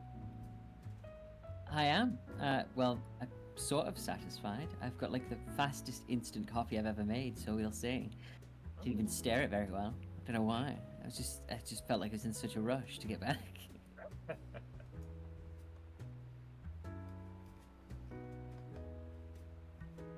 I thought this little Marietta, I thought she was like just straight up a ghost at first. I don't know if anyone else got that impression, the ghost child impression. Not so much a ghost, but just a weird patron of the town. I don't know. Yeah, it was her general aura, the general vibe she was giving off, and then she mentioned the spectral realm, and I was like, oh, ghost. Yeah. Yeah. I don't know. It's whenever someone here has white hair, there's always a little bit of a this has something to do with something. Yeah. Yeah, I'm surprised. I thought the whole going to see Queen Nina was going to be like very deep. I thought we were going to have to fight tooth and nail for it. I'm now really worried that it's just like, just walk in, you know. No, well, we'll see what's required to get what we want. Yeah. But yeah, I'm more interested to see, obviously, what this meeting is going to turn out to be. Because fucking, I mean, I asked the question if, Loam, whatever his fucking name, saw her, and he did. So it's like, so she doesn't look like you? What's going on here? Although, like, Loam did do the whole, like, was staring at Nina for a little bit when, we got into the city. So, and the occasion, people were glancing every now and again, so there might be like a very passing similarity. I don't know. If she looks anything like the Lake Lady, then there is a passing resemblance, I guess. Yeah. Like the white hair and the eyes and such. I don't know. I just don't. I'm really nervous to meeting Nina. Other Nina. This is gonna be your other heavy lift for RP. We're gonna meet your other self that we've been looking for this whole fucking time. What is gonna come of it? I'm intrigue abound. Let's just say. Yeah, I wonder which I do wonder which direction it's gonna go. Whether it's gonna go in a happy way or if it's gonna go in a grave, the farm way. What is it not happy for us? It's a good point. Yeah. Let's see. Well, I don't know. She's not a tyrant as the other side of the world was making her out to be before we got here, so... You're not openly Oh, evil. no. Yeah. Well, there is that, but yeah. Yeah. I wonder... it's this what's going on with the mountain, Why does she keep attacking this mountain? What's the significance of this mountain, where the undead and the giants seem to come from. Maybe That is fair, yeah. Is it maybe just her a family was killed happenstance by the where... giants. Sorry, I couldn't hear over both of you. I didn't catch what either of you said. I missed it. My bad. Did you repeat? I said Yeah, maybe. God damn it. Go There you go. ahead. Good. Start and commit. I was just gonna say maybe her family was killed by the giants in this reality. Ooh, could be. That's one. What about you, Vlad? Well, from what we heard from either the barkeep or the commander, I forget who said it, but was that that Queen Nina attacked the giant side first, which kicked off this whole war. So I don't know if it's just like her being trapped in this prison that was just kind of like the realm's almost red herring of eternal conflict for her to have to deal with, that there is just fucking ogres and zombies and stuff at her doorstep. And that's the Or- torture. That, but again, that's, I don't know, that just seems too basic. There might be some more baked in stuff. I mean, she may be under some false assumptions having been trapped here that, kind of like everyone else, this is her reality and there may be some, it's like her actual past she can't remember anymore, so I don't know. there's just a lot of angles this could go, which is why I am just want to get this fucking meeting going to see what's gonna happen. I think it was actually the dead giant, you know, with the purple bouquet thing. That's right. Yeah, it was the yeah. without the head, wasn't it? Yeah. Yeah, it was. She's the one that was saying that Nina attacked them first, and yeah, it's But I mean, oh man, I don't know because the a barkeep reliable can remember- narrator. Well, that too, but the barkeep can remember himself being a sailor, so you could assume that Nina remembers real stuff. But her being the focus of being trapped here, maybe not. Mhm. It's yeah, I'm yeah, I The I'm question just- is, like, are these real people or not? I think they are. I do because of their those little fragments of memories that they have. But I guess that could also just be fragments of Nina's memories, like split amongst them all or something, you know? Yeah, I'm thinking it might be something kind of like Curse of Strahd, where, like, yeah, they're real people, but only like some of them. Because like the thing with Curse of Strahd is, like, everything is trapped there, including souls. So, like, not everyone has a soul because there aren't enough souls to go around. Yeah. I remember, I don't think this is Curse of Strahd. I think this is more like older Ravenloft settings, like in the previous editions, the original ones. It was stuff like, if you summoned a creature, it was stuck there. Like, it worked. Like, if you summoned, like, a planer, it came from, you know, Mount Celestia, over it is that the planers live. And it's there, but once that minute that summon's over, it can't get back. It's trapped there like everyone else. So, like, there are real people, in a sense, stuck in... well, that was in older editions, I guess. Stuck in Ravenloft. Like, actual people from not Ravenloft, you know, with their own souls and such, but, Ooh. you know, messed with by the know- fog. We know if those blink dogs disappeared or not. Oh, yeah. That's They could have just blinked somewhere. yeah, they're just there running around. Man, interesting. Yeah, there's just so many fucking variables because this is all loosey goosey realm as it is, where kind of anything is possible by the very virtue of this being a torture plane. So who knows? Yeah, Torture. a torture prison plane. It's like, yeah. Yeah, Realm of Dread does not exactly inspire happy thoughts.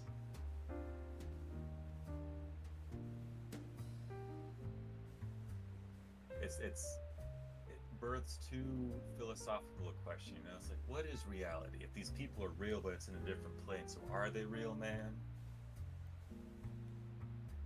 Are these all just figments of Nina, Queen Nina, who just apparated in a real people with souls after being so long in the fucking realm or whatever? I don't know. It could explain So much stuff. it could explain why everyone's so like dulled, you know? Is Yeah. if they all just like are just little tiny fragments. To be fair, Yeah. that's just a function of the Shadowfell, which Realm Oh, yeah, of Dread oh, are. yeah. Yeah, just the Shadowfell just does Just that. depresses yeah. people. Yeah, it's true. It's one of those things where my understanding and my character's understanding would be much improved if I was playing like a smart character. Oh please, that's boring. Yeah. I guess, yeah. Like, yeah, I like bumbling through as Nina and myself. You know, when I know as much as my character does with 9 intelligence, or 8. And Queen Nina. I'm so like nervous. Like, yeah. No, I I know. think- How is she gonna receive us? That's the biggest first question. Regardless of what she wants, like, how does she feel about us being here? Nina's only had three days. I think it's been since the farm. 4 days. This No, might be that's- day 4. I was thinking about that a couple days ago. Has been not a lot of time. Yeah, it's day 4 and it's day 1.5 of feeling okay, and Yeah. so yeah, there's a bunch of like there's just a bunch of stuff that she's choosing not to like say right now, She's got a lot just of to enjoy emotions what right she now. has. Yeah, so I do worry like what's gonna go on with the queen, like yeah. Yeah. The queen tries to kill us, and Nina just goes full Doomslayer.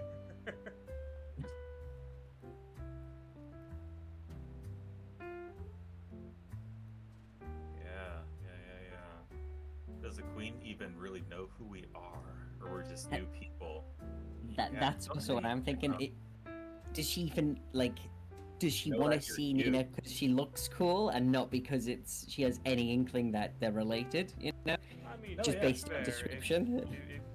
If you're a king and you hear, hey, this group of 6 people came to town and within 10 minutes almost single-handedly stopped an invasion from the giants, you're probably gonna want to meet them. Yeah, that or it's finally my background trait coming into having an effect 3 years into the campaign. My all eyes on you campaign trait. God, I literally just saw that and I haven't looked at it in years. Oh yeah, your background thing. Yeah. No, actually, I take it back. That's come up all the time.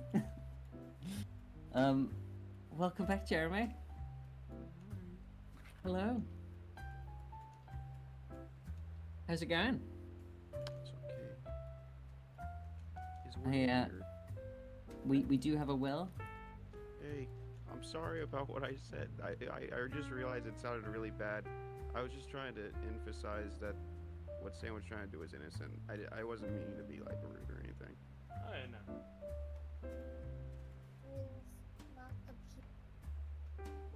Who's that?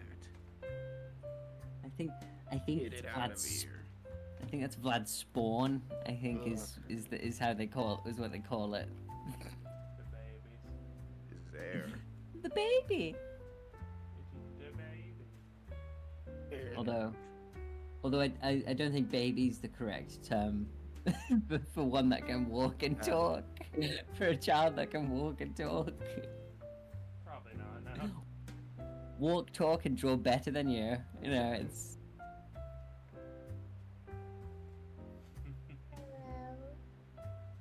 Hello? Hi. Hoi, hoi, hoi. What's up? What's your name? Aww. I'm Go ahead, John. Jeremy. I'm Curtis. You can call me William.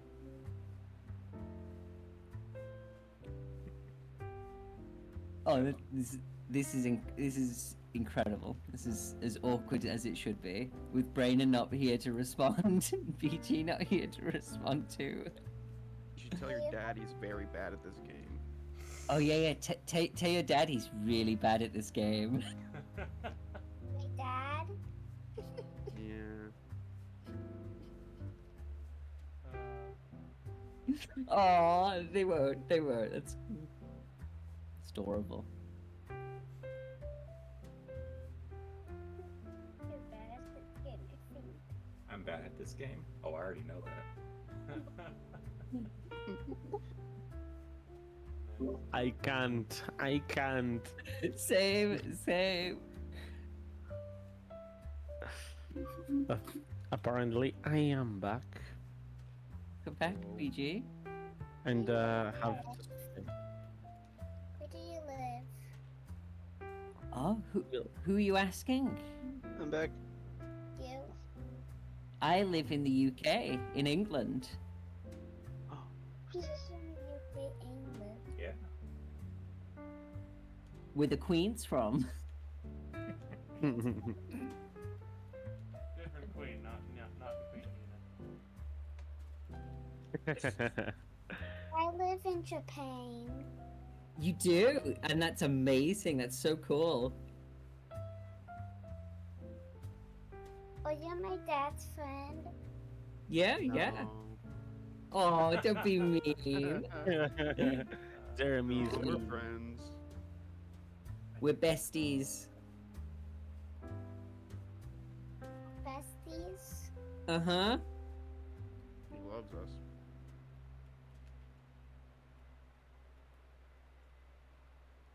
I play Roblox on my iPad. Oh, That's a very good game. Roblox is great. Yeah. I played it. You should, Will. Give it a try. It's good. It's very good. I just googled it to see what it is. Because Ursa has to come. Because if without Ursa we can't watch. Okay. Behind the curtain. Hey, say bye bye, Ursa. You gotta go. Here's Bye bye. Bye. Well then, We we haven't arranged a meeting with the Queen of England or Queen Nina, but they're here. So let us continue while we are on the streets. I think I I- did hear each single one of you here. I don't think we got a brain in. I'm here. Heard his voice. Oh, yeah, There we he do. is. All right then. So, as you are marching through the town, you're going to see the palace. You are around 5 to 10 minutes early. I mean, you can never be too early in a meeting of a queen. But at this point, as you are moving towards there, you are going to hear through an alley to your left that goes a bit downwards. And the plea for help. Help! Help! You're going to notice there are some people there. They are looking towards that direction and blatantly ignoring it, moving forward. Another drunk. I know poverty sucks, but scums of the society. This should not be even given help. Ugh. Sound similar comments from people that seem to ignore those issues. Okay, guys, can we like just go and figure out who's yelling help over there? I know these guys are total assholes and being really mean about the whole thing, but Mhm. that's kind of like a weird thing to be Cartoonishly ignoring. evil. Yeah, it's been like it's weird thing to ignore, right? Someone's just shouting for help, and Nina's like motioning in that direction. Takes detour. Yeah. As you take some staircases that lead downwards, you are going to hear some water dripping. Seems like this is closer to a small channel of that is passing with water. Some uncarved rocks and some small bridges there. But you're going to see a man that seems to have a primeval mustache right there. He's lying down on the floor with his back right there. And as you spot him, you can see that he seems to be coughing. Oh, you heard me. Please, I need help. Well, Belgos, Juniper, you guys are all medicine here, right? You can like help him, right? Let's see what's wrong with him. Like, let's just make yes. sure he's okay. Yeah, Belgos will. My legs. I Well, can't feel my legs. Your legs? Oh, that's not good. Juniper will look mostly at Belgos because Juniper has a lot of healing magic in regards to curing wounds. And of course, she will almost instinctively just cast at your wounds to at least alleviate the pain to help some part of this. But she has not many spells when it comes to curing conditions. So that will soothe the pain a little bit. Says,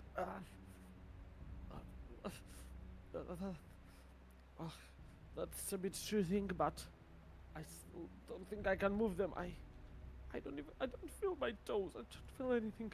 Wait, Why is this happening? why is this happening? What's happened to you? Did you eat something or drink something or did you fall? What Take a happened? tumble down these stairs. I mean, I did fumble down the stairs, but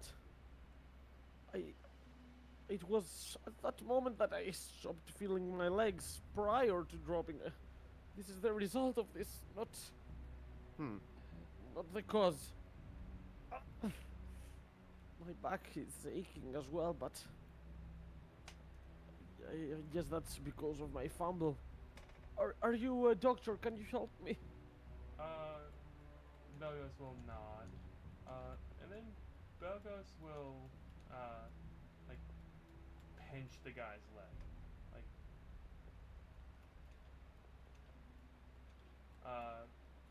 hard enough to cause pain, but not damage. Mm-hmm. Does he react in any way? Not really when it comes to his legs. From Ah, from okay, so the he's not especially from the ankles and below, not at all. The rest of it seems to have some senses right there, but he doesn't feel the feet at the very least. okay. So Sam will it's say. not a trap at least. Sam will say, "Mysteries be revealed by your eyes," and I will touch Belgos. Nice. Take care of him. Yeah, can Belgos do a medicine check to check Mhm. this guy? Sure. Alrighty then. Sorry, give me a second. Alright. Medicine. Where are you? There you are. View.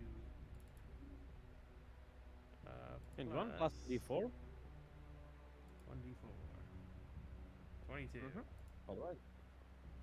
Well, as you try to get a good check right there and understand what's going on with this man, you do not understand the specific cause, but you do understand that this man has been inserting himself with some kind of alternative medicine, perhaps. You understand that he has been taking something to help him alleviate some pain, but this is not some substance that you would have agreed in its usage because you would not know side effects like this that seem to have happened. Sir, have you been taking anything? As he will look at you and say, some kind of painkillers. I've been trying to cut off booze and fighting some of my addictions. It's been rough, but those leaves, I make an ointment out of them, and I insert it, and it's been really helpful the last month. Why does it have to do anything with my with my feet? This could be a side effect of that.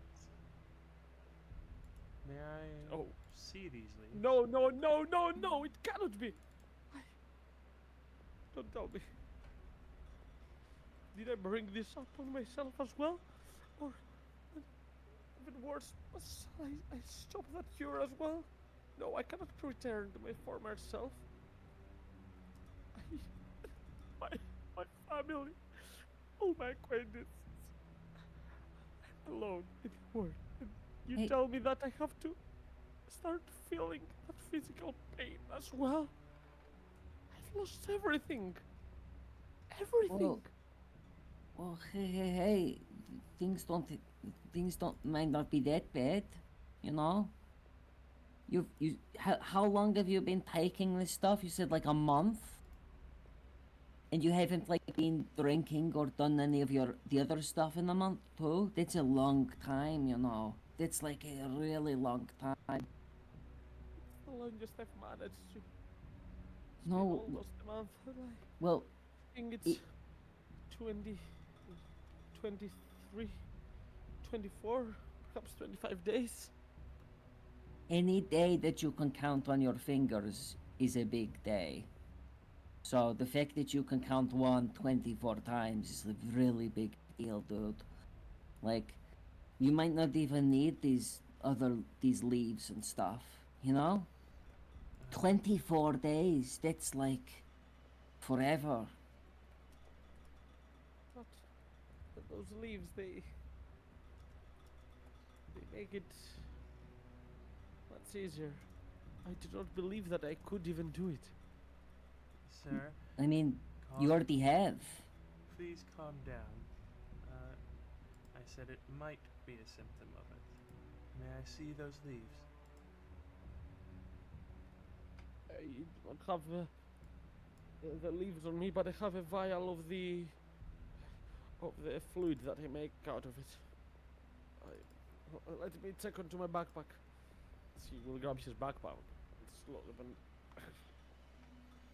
You're going to, when he opens the backpack, you're going to feel that the stench of some clothes that have not been cleaned for weeks, perhaps months, and are inside the backpack.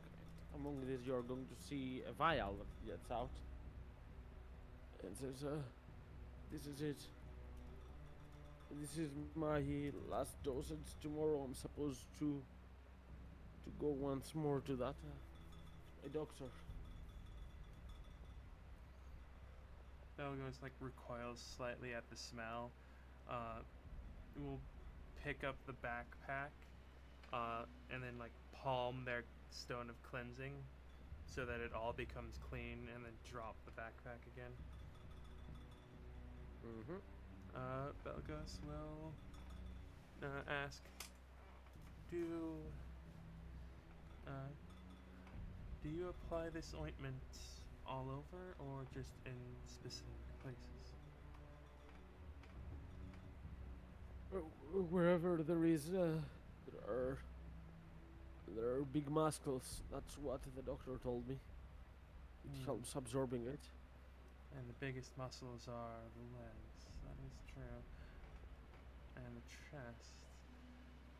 Belgos will like take a little pin, like a sewing needle, and just like very gently poke him in the chest with it.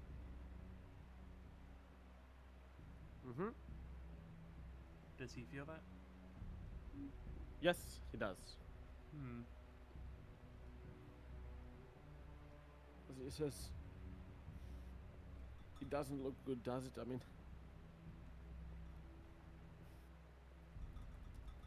perhaps I should start the alcohol once more. I mean, if this is rotting my legs, I mean, what else do I have to lose? I've already lost my family. I quit it for them, but they quit me instead. Did Belgos Well- try and identify the ointment with their herbalism kit?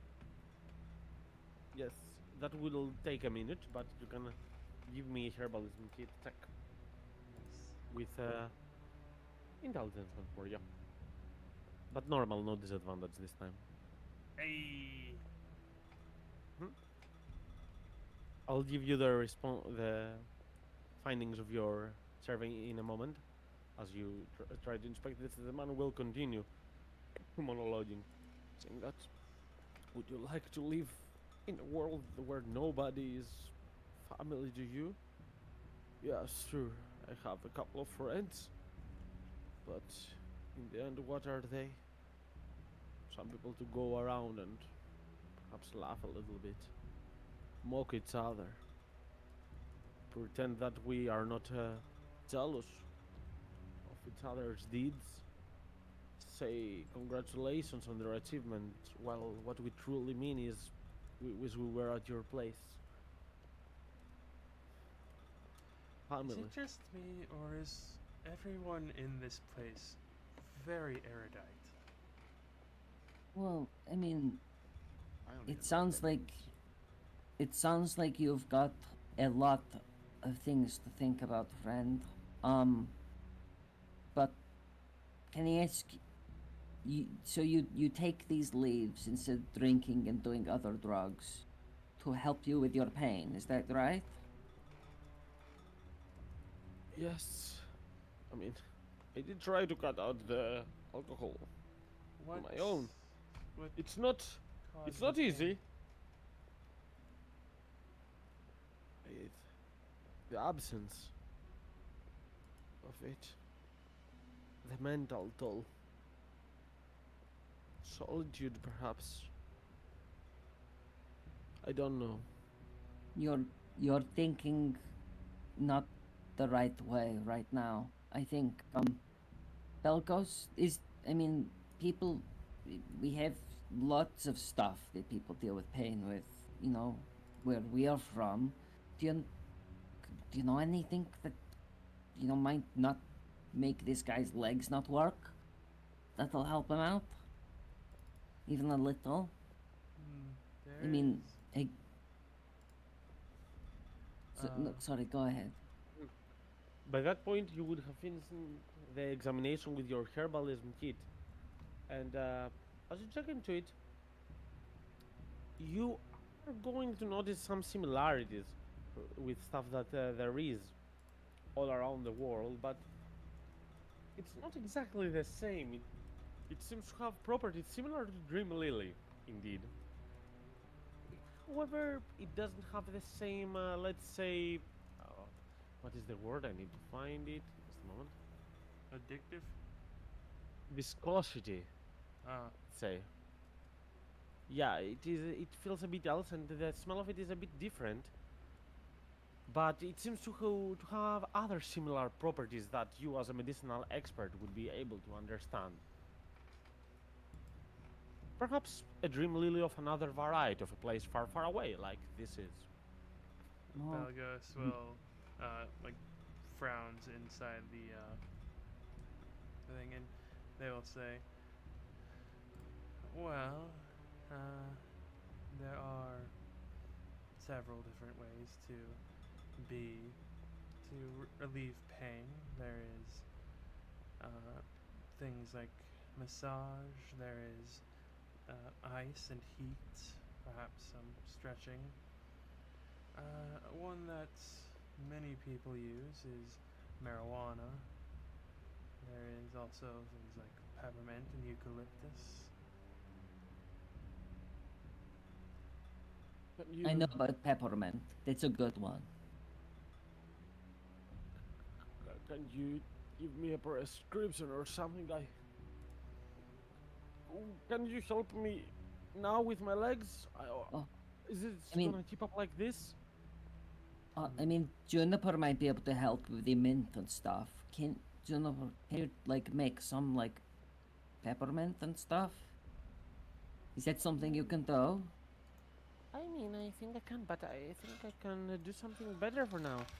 Belgos, if this is a result of this stuff that he's been taking, it perhaps if I cure the poison on his system, he's gonna be fine for now. That I mean, would his legs will hurt. probably work. Yeah.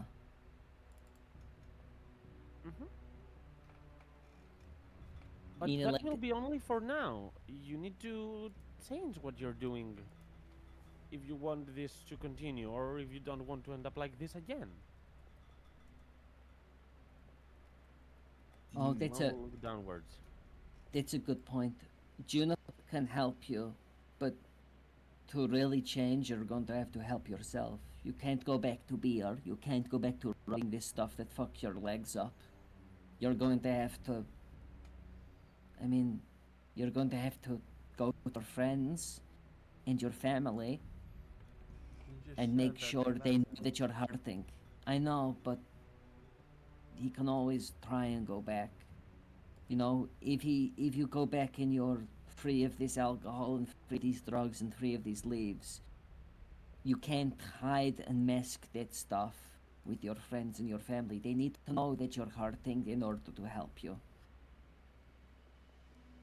We can give you a second chance, but it's up to you what you do with it. If you go back to drugs, that's your choice. But it's probably not the best idea. You know, very good choice. And just stand up, but nothing should keep me lifted up, I guess. It's It's not. fair. I mean, you could. You don't owe me anything. It's fair. It's what I would do. If I see someone who's helpless and I can help them easily, I would. We Why just not? said that we were gonna help you, just like we can't, like, turn your entire life around. Yeah, we can't fix your legs or your pain. That's You're a doctor! As he will look at Belgus. You are supposed to be able to fix me. I was not born like this. It's something that happened to me. Why don't you know the answer? we're not from here. Belgas has been trying to, he just hasn't been able to get into conversation.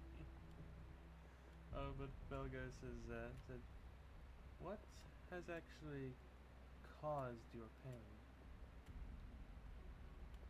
Did you have an old injury? Did you have No, anything like that? not. I told you, I just tried to cut off on alcohol and then it was all the shit that happened with my family. It was mental, but it was real, I'm telling you. It was. Ah, withdrawal. I'm not lying. I'm not a madman. Withdrawal, I see. I don't know what is that withdrawal you're calling, but whatever it is, those medicine helped. It was real. Juniper will look at you, Belgos, give a nod, and she will cast the laser restoration spell. As you are going to notice the eyes of these men change a little bit, like they're going with some kind of they widen up a little bit as he feels a little bit more tense on his muscles, yet calmer on his nerves. Is that hey? And then he's going to just move right and left his left feet and toes. Is it that easy? No. You can do that at will? At will, no. Hey. But Hey, I mean, I saw your how easily did that. You can do that, right? I can do it often enough. Can you do it once per day, or twice? I mean, if I get enough, can I visit you every day for that? I mean, that way I can continue doing what I'm doing, be happy with all I have, and you're going to keep me alive. You wouldn't kill me because essentially you would be killing me if you didn't, right? Zilberg will Do you feel a want bit to fix overwhelmed. yourself? Or just Belgas- fix What the do you mean? problem? Belgas will like I want to fix the problem. like grab the guy on the shoulder. Sir, it is withdrawal is what happens when you stop taking something you are dependent on. There are things called there is a thing called addiction. You take something and your body gets used to it, such as alcohol or various types of drugs, including this medicine that you are taking. When you are addicted to it and you stop taking it, your body starts to hurt because it wants that thing. However, all you have done at this point is replaced your addiction to alcohol to this cream. The best with it should go away on its own if you simply do not take those things. It hurts, yes, for a little bit, but eventually, as long as you do not give in to the cravings, the pain goes away, as do the cravings.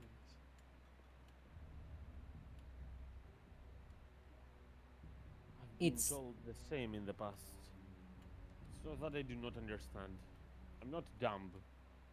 I've seen others stray in their path and fall down to some bad shit, I'm telling you. Way worse than I. But you have a good gift.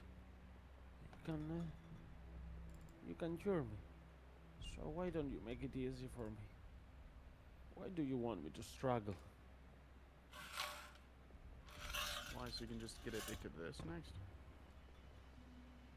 can get You're addicted just to trading magic. one problem for another, friend. Yeah. I mean, you saw yourself. You like looked like a gremlin and reaching. I mean, come on. You don't get much for free in this life, so make use of what you do get for free.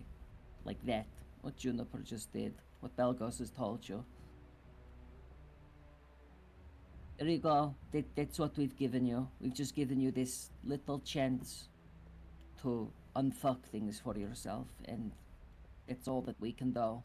Because we're not going to be around here forever, and you're not always going to have, you know, us to help you, so... This is just I a see. little gift that we're giving you. For nothing in I return. see. I see, that's what you want. So it's Yeah. like those people, you know, that give you a drug for one time and then pretend that they are not able to give it to you again for your own sake, your own good. Tell me, what's your price? No, we literally don't have a price. We've Come just on, told I have you. gold we- pieces on me. Not many, but We're- I have some. I have platinum in my pocket, dude. You have what? I literally have. I only brought platinum with me. That's how much little money means to us. Look, I've said what I've said. We've said what we've said. We've helped you out. We're really sorry we can't help you more. But this is kind of something that you can only help yourself with. How you manage your pain, how you deal with it, that's your problem. I'm sorry. He will turn his back. Say, I'm supposed wait. to thank you for I'm that you. no. I'm sorry. No, please. Guys. I'm sorry. Look, dude. You can tell I'm a good person, right? I just can't help but help people. Look, just here. And Nina's gonna turns to Braynon and like whispers to Braynon and says, "Braynon, can I have that little vial with this stuff in back, please?"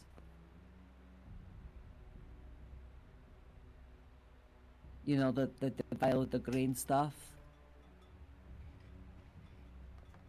Brennan, are you here? I suppose he's having another budget Oh, emergency. That's fine. That's fine. Okay.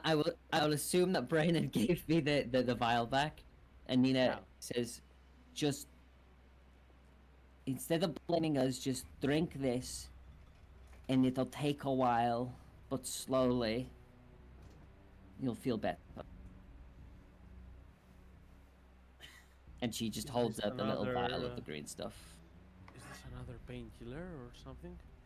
No, it's weird magic shit, like what she did. And Nina points to Juniper. Okay. Thank you then. You're welcome. I will be on my way. Yeah. See ya. Goodbye. Yeah. You do that. You do great things, and I encourage you to, upon this situation, reflect. And I will cast command on him, saying reflect. He will reflect for 6 seconds. I mean, it is helpful. Gives some You'll weight to those words. I'm not gonna never roll a know. wisdom save. We'll never know what that green vial does. Did you just kill a man? I don't know, but if I did, honestly, I don't think it's too big a loss. Wait, that wasn't like healing magic stuff? I don't know what that vial was. You know, it's what Marietta said. You know, that these things are just things. And What? I don't know, I can't remember what the little girl said, okay? I'm just assuming that the little vial that the weird horror place that we're in didn't want to kill me. Okay. Yeah. And so I assumed it was going to help me, and so I assume it's going to help him.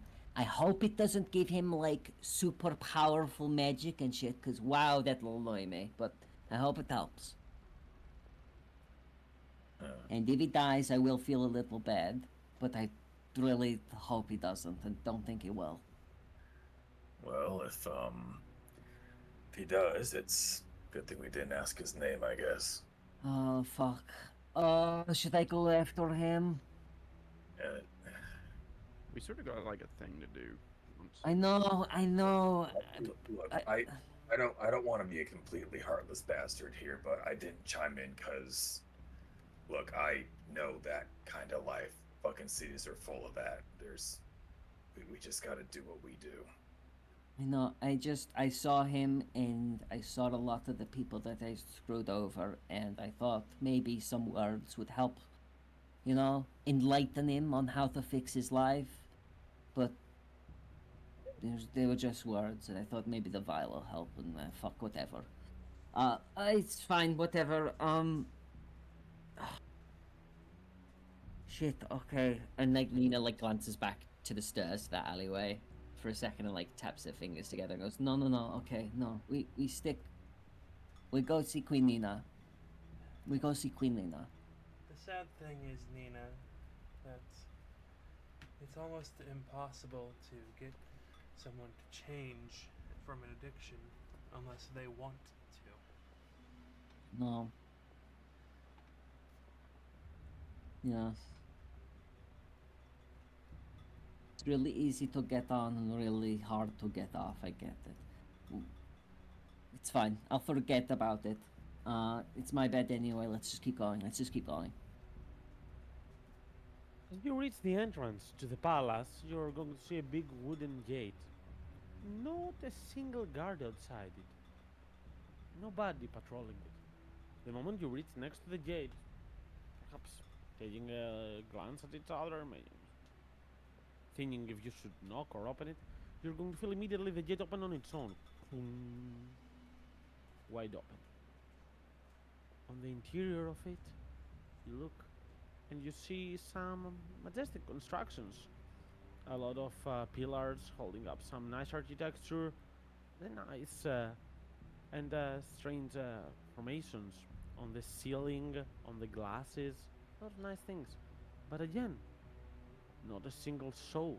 You would believe that the palace would not be that much unmanned right there. And right as you're doing that, and even though the entrance seems right, the path that you follows seems to be forward, you're going to notice on your right something going on. Like some crates are being broken as you hear a voice. Fuck! Why? Like someone is having a breakdown. But this voice sounds a bit familiar. You've heard it before.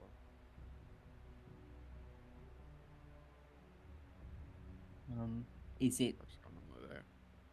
Yeah, is it from a private area, BG, or is it a visible thing? Is it something we can turn to look at, or turn a corner, or? It seems like there is a room right there, and the door is almost closed, but it's a bit open. I mean, we could just push that door open. I think Nina's gonna just look to everyone, cock a brow, and reach over to start pushing the door open if nobody interrupts her.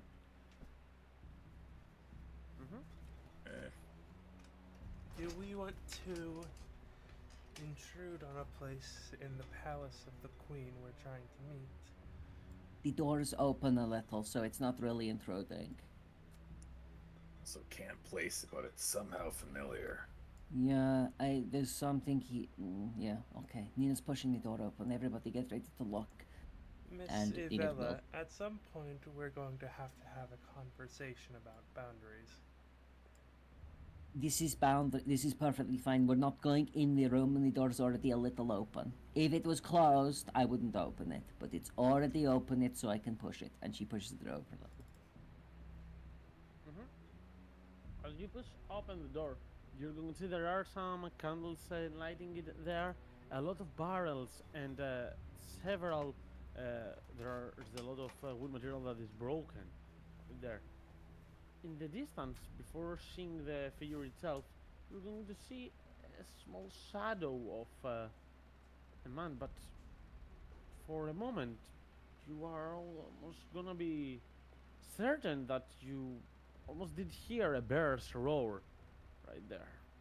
Then as you look on it, you're going to see Commander over it with his back turned on you as he will have some deep breathing. He is a bit damaged. There is some blood running through his arms, through his knuckles. As he turns his head back to you and says, "It's you. Sorry. Oh my god. What a shame for you to cut me on such a bad say. And would was supposed to navigate you to the Queen and give you an audience. But can you believe this shit? It sounds like it is taken just out of a comical book. Or a tragical, I'm not sure. We had giants, we've had undead. Then we had undead giants. Now we have celestial Barrels? power infused undead hill giants. What the fuck is this? What the fuck is this? Will it ever end? No. No. We're gonna beat this. And it's gonna be something else, right? We're never gonna catch a break. We're never gonna catch a break. Nina's just gonna slowly close the door. And she turns to look at everyone and just like goes, do we want to deal with this right now? Yeah? I mean, you know, oh, sure, okay. And she opens the door again. Like, sorry, keep going on. You'll see him take a deep breath. Sorry, this was awkward. Let me take you to the throne room. No. We're like, we're solved. We're in. Are you okay? Yeah, what the fuck's going on? Something else happened? Yeah, it looks like you were fighting a load of barrels. Yeah, and you weren't doing too good against them if that's the case. Hmm. What's up? I told you that there was back a long time ago. Wasn't the beast heap? I've undergone through the Blood Hunter's orders, the Hunter's Bane. Sometimes when I'm enraged, I need some room to extract my anger, to try to calm down. Those kegs are all empty. The damage I do is minimal, and I tend to repair it afterwards. Does that each time we manage to beat an enemy, a bigger one appears. And we always get to think that this is the last blight that we're gonna see. The last enemy, but there's always the next one, and the next one, and the next one. Each one is bigger than the previous. And each time we say to ourselves that the souls of the allies that we've lost were worth the conclusion that we managed to fend them off and save their families in the city. But apparently it's not worth anything, because even if we did not fight, the end will be reached. Another fatal enemy to kill half of us, but in purpose, leave the other half to just be in the pain of the absence. I've read somewhere, survivor's guilt. Yes, the pain of surviving all this crap. You know, the dead, I'm ashamed to say this, but they feel no pain anymore. They're gone, done for. We are here to face their families. You know how many men have informed them of their wife's death in the field of battle, and how many husbands, how many wives of the same, mothers of losing their children, fathers of losing their daughters, everything. But there has to be hope. As long as there is hope, can continue going on. Well, what happens when I lose hope? The one in charge of all this. You know, have you ever heard people say, I've heard soldiers say this, and it didn't make sense for a really long time. They say war is hell. And do you know why war is hell and why it's so shitty? It's because if it was good, it'd never end. And so it's shitty so that people like you get sick and tired of it and want it to stop. And when people like you want it to stop, want it to be all over, that's when things start to slow down. That's when people start to make peace. So, as shitty as this is, think of it as an opportunity. You're open to seeing an end to this, one way or the other. And might just be good timing, lucky timing for you, but I think we don't want to see it carry on either.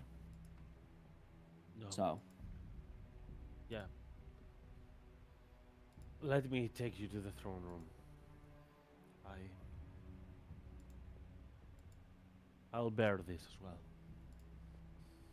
I can bear it. I just told you, sometimes I just need to let go of some steam. and that's okay. And Yeah. you know, No, it's not okay. But it's the best I can do. your best is enough. Anyway, do you have that gem from that little kobold?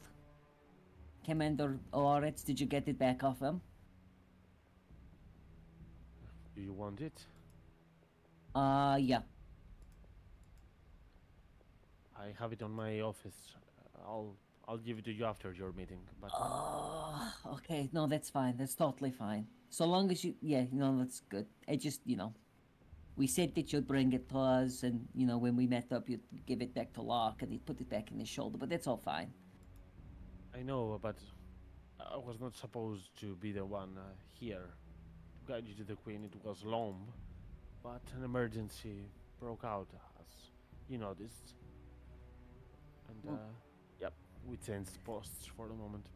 Don't worry. You'll have it's it. totally fine. Totally fine. You can just take us to the Queen. That's all. It's all good. And, maybe you could tell us a little bit about the Queen on the way. What she likes, what she doesn't like. The dislikes of people knowing her before meeting her, so I will avoid saying a lot of stuff. Okay. She has a great sense of self, Sure. perhaps rather big ego, but not inflated. She is very important, to be fair. No, she totally is. It makes sense. She's incredibly strong as a spellcaster. Mm-hmm. She's also been said to be quite strong in melee combat, but I haven't seen her fight. She always has a couple of ghosts. Her most Ghosts. trusted servants, yes. Like, there are the elite guards. They never speak, they never do anything. They just stay there with their swords right next to her. They have no faces. No nothing. Oh. So they're like real ghosts, not like metaphorical ghosts. I know shit about what they truly are, and I'm a blood hunter. You would think that I would know. So yeah, I think they are undead. If that's the question. She, Yeah. she's very insightful. She, she likes people being direct with what they want. That's what I advise you to do. And she never helps anyone that doesn't help her. Mm. I guess, though that's quite a lie, for people to not be trying to take advantage of her, because she's helped Evelia a lot more than Evelia has helped her. She likes people to think that she's selfish. Maybe. Who am I to doubt that? By the way, we look at Brennan. Brennan, are you here? I'll assume that's a no. Say, she does not usually allow pets in the throne room, so I will ask you to leave your companion right outside the throne room. As you reach Well- a big metal door with some nice carvings onto it. Well, I mean, Lupa's not a pet, so probably doesn't count. He dislikes non-humanoids on the She's the- interior of this room. Sure. If that's her wording, then I'll trust you. Is that exactly what she said? Because you wouldn't want to get it wrong. That's definitely what she said, yes. Okay. You're obviously certain that this is a lie, but Mm-hmm. as... Okay, here we go. As you will use both his arms to open that door, and you will enter a throne room that is actually quite small. There are some candles here and there, but there is an ominous throne with some jagged blades on the side. In the distance, you will see those two phantom soldiers just standing right there. And in the center, Queen Nina, as envisioned in your dreams in the past. Commander will do a bow towards her and says, Your Majesty, Your Highness, I introduce to you the people that you've been awaiting to visit. Their names, they will speak of those themselves. I suppose you will not need me anymore here, but if you do, please command me to stay. The Queen will not negatively say, bringing them here is enough, Commander Oweritz. I know you have serious troubles to attend to. Please, you shall be on your way. Commander will do another bow and leave. As we'll say, don't do anything stupid, in a low tone.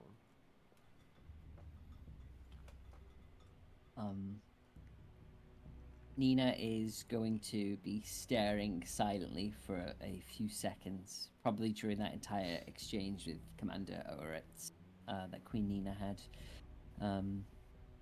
She'd just be looking blank expression at the throne, eyes not leave Queen Nina at all, and she'd just be silent for a little bit. And then she'd just turn and look at everyone else and try and gauge everyone else's reaction. And so long as that nobody's like actively recoiling from the queen, she'd start stepping forward slowly. Take a step forward. Nina does. She starts to walk forward, and she's like, does very visibly, nervously glance behind her to make sure that everybody else is like following her, or to see if everyone's following her. But yeah, she's already mid stride, so she doesn't stop to grab anyone, and she just moves forward. As you move forward, you're going to hear her snap, and you're going to feel some magic, like arcane lock, making sure that the door is secured. Let's be direct here. I know who all of you are. I know how you got here. I do not know the why you did that. Because many have arrived at this place, but on purpose, nobody. And even more so, nobody with your heritage. Our heritage. As you will look directly into your eyes, Nina. You This is not just a random circumstance and occurrence. I need to know if I should be aware of something important before I have to do anything that would be considered vile. I'd much rather have an ally, but I'm much more prepared to have an enemy.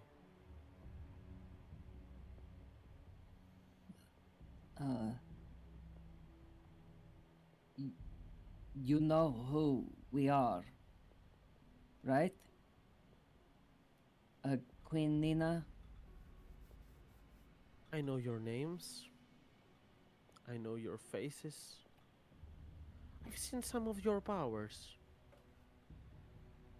I've contacted with strong entities. Not as strong as me, but definitely potent and able to know a lot of stuff. And I've come to realize that all of you are quite extraordinary. Don't get me wrong and don't get overly confident upon that. Most people in here reek of ordinary being. It's even boring if you consider it. But you have the same blood running through my veins, and I cannot even help myself to wonder how, since I was the one that got rid of everyone. My bloodline. Well, not everyone. Everyone that was remaining. The ones that were already gone was a sin that my parents had to bear. Who the fuck are you? Nina has just been silent, and her expression would be best described as confused and hostile, getting more and more hostile as Nina continues to speak. Her brows are furrowed, like little sharp daggers pointing inward, and her lips twist a little bit as she starts to speak. She says, You know who we are. You know our faces. You know me, and you know the blood that's going through my veins. Do you not know who I am, though? Do you know my name? My real name? I know that you bear the same name that I am. Well, other than the Queen.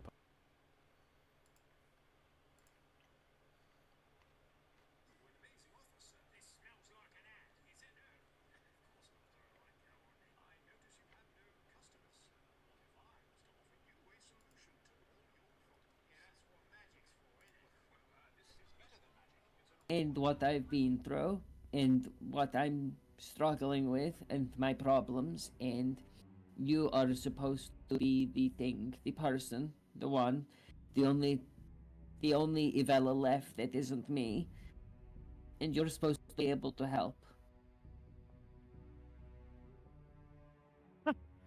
I'm supposed to help? You came here You- to ask for help?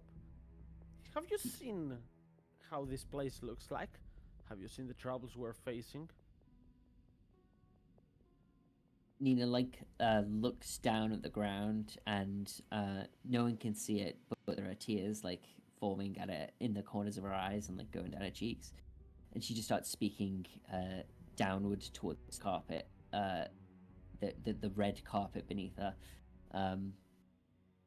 And she says, "Everything here looks really shitty, but everything here isn't supposed to be real, and I thought that I'm sorry, I didn't think this would go this way. I didn't Not think real. What the hell are you talking about? Oh, don't tell me. You're like those people. I thought you were different. I really thought those people that believed that they originated from the material world and came to domain of dread. This story I've heard so many times. I really thought it would affect only the weak of mind, not you. You're strong. I glimpsed the fights at the wall and outside the city. You have my bloodline, Nina. Do not believe that people of the same family need to be friends or anything. No. My parents were the dreadest creatures in the world. But there is connection through blood, and blood holds power. You are strong, like I am strong. And you still believe this? I believe it because I know it's true, and because if it wasn't real, it means that who I am now and my life doesn't mean anything, and it's as far from the truth as anything has ever been. I came here because you were supposed to be my family, and you were supposed to be able to help me. And I am strong, and I know that you're strong too, and I'm sorry that you don't know what's real and what's not. I'm sorry that you're in such a shitty position that you are now, and I'm sorry that you need anybody's help. And I'm sorry that I'm crying and I'm being a baby here, and I just want to say that I'll help you. I mean, I'm just a little emotional is all. I will. You're the only Avella left, and I want you to be happy.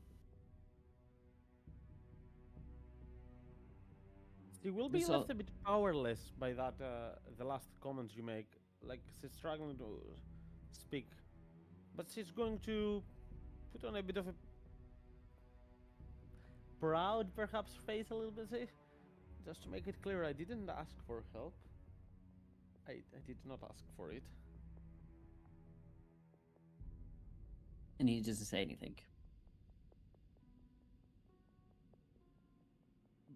You are right about most parts. We are family. Though it doesn't have to mean anything. I'm very much strange to hear more about that real world you believe out there. More than one world can still be real, you know? Even if you were in a domain of dread, doesn't mean any of your memories is not true. No. Every connection that you forged there is true. Everything you've experienced has carved you into what you are right now. Apparently, a big softy right there. Not to judge. Yes. That's a defense I- mechanism that has formed right there. I'm sorry, can I just I told myself that when I met you, I would keep myself together and that we'd show you that this place that you're in doesn't have to be the place that you're in forever, and that things don't need to be so glum and shitty. But I fucked up, and I've already ruined it, and I've lost so much in seeing you and knowing that I'm not all alone. I mean, I'm not all alone anyway, Nina says, and she looks over her shoulder at Locke and Juniper, and she pictures Ogvar where Samuel was, and Belgos and Brennan, Lupa. And she looks at everyone and she goes, I'm not all alone any one way, but I just, the Avalas and all. And Nina is going to reach into a pouch at her belt, and she is going to take out two small wooden items, BG, which you'll remember from the farm, the box in the farm. These are two little earrings with Nina's name inscribed on them, that she'd never seen before in her life up until the moment she took them out of that little case. And she takes them out. She says, "You're the queen of this place, and so I'll ask to do this properly. But I have a gift for you, an offering, if you'd have them. I found these in my mum's stuff. What And in the nine hells and is this? they're not much. They're just some shitty little earrings, but they had my name know on them, exactly what they are. and I don't think they were ever supposed to be mine. So I would like to return them. No, you. they are yours. As she will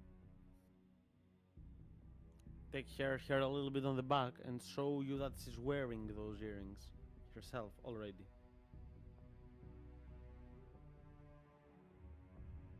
You have And- another set of those, which means you and I are not from the same world, are we? Which means we are connected through blood, but not the same blood. We have I the same parents, but not the... don't know what you're Same saying. Okay, I don't know. You. This is all really complicated, and I know that you're supposed to be really smart. We were told that you were smarter than so many other people. But Nina isn't. I'm not. And so I don't know what you're saying, and I'm sorry.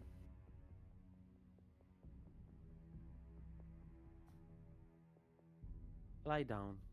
Take a moment. What? This is hard to process, even for me.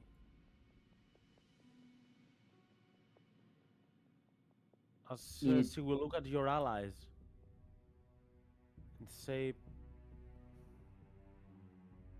you also all believe, and might be right, I'm not going to judge you for this, that you come from the material plane, that this place is fake or whatnot, and the other place you've been to is real, right? It's not just here, correct? Correct. Ain't a belief. That's how it is. And that's why we came here for you. So you came here for me. Nina said that as well. What does that mean? Are you planning on rescuing me or something? That's what it takes. We can. Then yeah. Interesting. Okay, let's clear some things up. I recall in the past being in another place, but that was hell. Now, this place is hell as well. And none of those are hells because I know that the hells are different. That said, so that I'm not willing to follow you to another place, there's no way to another place. If you can open up a portal and show me the way back, then sure, yes. It's not like I want to go to another place, but I know my way back to this, so it wouldn't be a problem for me to go anywhere else. But if you took such a big step to go into a place that through your theories appears to be a domain of dread, and not the opposite, And your logic fumbles a little, you know. It is not supposedly. There is a very small minority of people that manage to leave a domain of dread, and it's usually by pure chance, not by their strengths and powers. But I assume you have a plan. We have, we like she looks up back from the carpet that she was staring at, and like rubs her sleeve across her eyes, and like just smears the tears across her face, and she says, "We have an idea of how to get back. Yeah, we have an idea. But we wanted to make sure that, well, there are stories about you, Queen Nina, about me, about our blood and our families, and they're really bad. They're really horrible stories, but we came you here remember because me? I remember you. I know it was not you, but the other you. I have glimpses. I've always had. When before we were born, perhaps my subconscious, our mother's womb, I recall another presence being there. I recall feeling empty, or some of my years when I was young.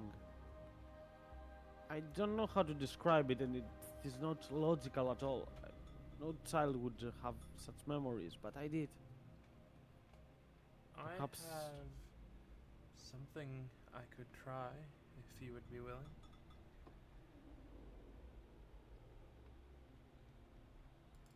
So we'll look at you for a moment, but then turn once more to Nina.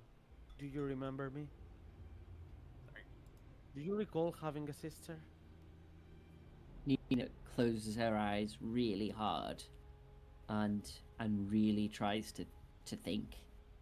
And she focuses and she focuses and she scrunches her eyes up.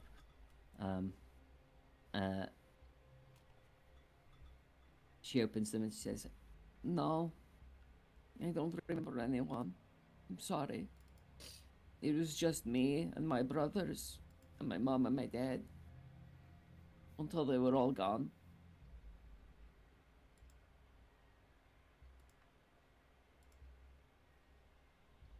I was all Really? alone.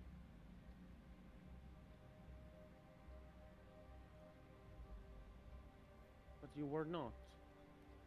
You.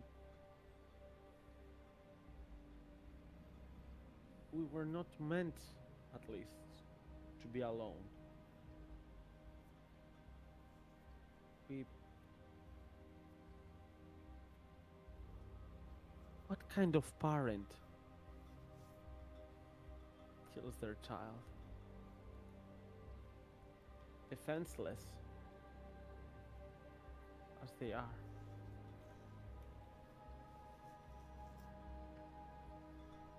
A desperate one, I think. A really, really desperate one. A cruel one. Maybe.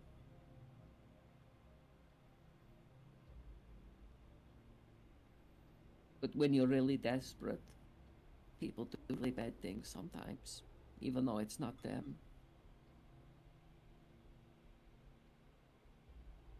You should remember me. I was there. You were there. You, without even knowing, you helped me go on through during my direst moments. See, you had time to prepare for this. You said that when you met me, you would promise that you would keep your composure. I didn't have that time. I'm sorry that I've shown you this facet of mine, but The only person that I always had in this world was the person that I did not have. You. I was kept talking to myself that you were the only one that could understand me. The one that we we were born together in this world. Just some seconds difference that I revealed my head before yours, and it was decided that I was the one to keep. Apparently, in your spot it was just the opposite, but it was the same. I always, even Close though your I had, eyes. she closes her eyes. Think of it. Not of the time that we did spend together. The time that we could have spent. Imagine if there is a world that I lived and a world that you lived. Why not a world that we both lived? Perhaps it would be Grooven again, yes. Snowy by the landscape, right? I mean, why not? We like snow. I like it. Do you like snow? I do. Even though it's cold and it sucks, I still like it. It's cold, but it has this nice feeling to it, you know? Even if you fall down, you don't get hurt. You feel the breeze makes you feel alive. Perhaps we could have been in Grooven by the rivers. The rivers that get out of the Crag Peak. During the summer months, it's still cold. There is snow, but they are not frozen. Water flows. We're staring at the distance. You see some people, caravans arriving from the south. They cannot endure the weather of the north during the winter months, but during the summer, that's fine. And I'm Do you making. believe there is such a world out there? I believe there is. You just gave me this possibility. I'm making memories in my head, and even though I still can't remember you, it makes sense why I felt so lonely, even though I had my brothers and my mom and my dad, and why we never talked and why things were so quiet all the time. It's because you weren't there, I think. But it's not this gruesome reality that we are right now. So tell me. I'm not putting all my hope there. I'm sorry, I've learned to not do that. But I'm willing at the very least to hear you out. What is this plan of yours that you have to You get like out of here? Because trust me, I've tried a lot of stuff. But the recent years, the most I've been driving is just to keep myself and the people around me alive. And it's been quite a struggle. So you'll need to know why we're even here, I think. And there is a couple of reasons for that.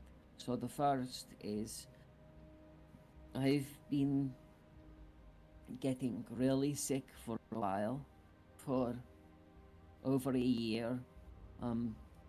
There were some vampires on some boats and they did something, and ever since Nina hasn't been right. She's been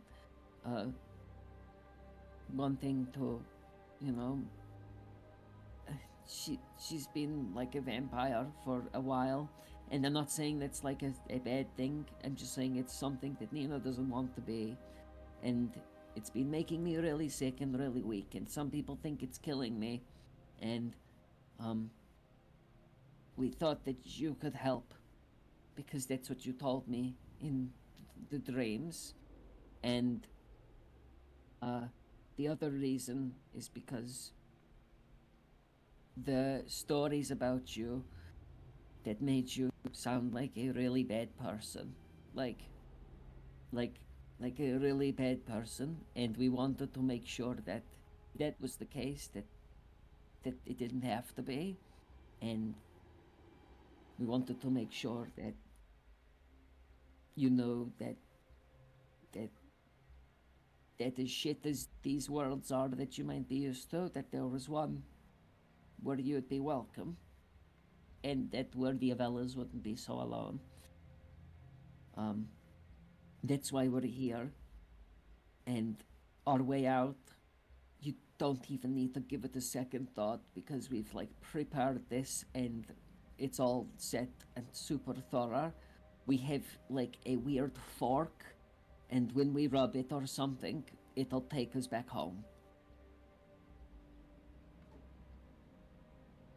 And that's our Shift? plan. That's your plan? No, it's something like some plant shit or something that Juniper has. Juniper will chime in and say, I've not done this before in the same means, but it will work. I know that I can get us back.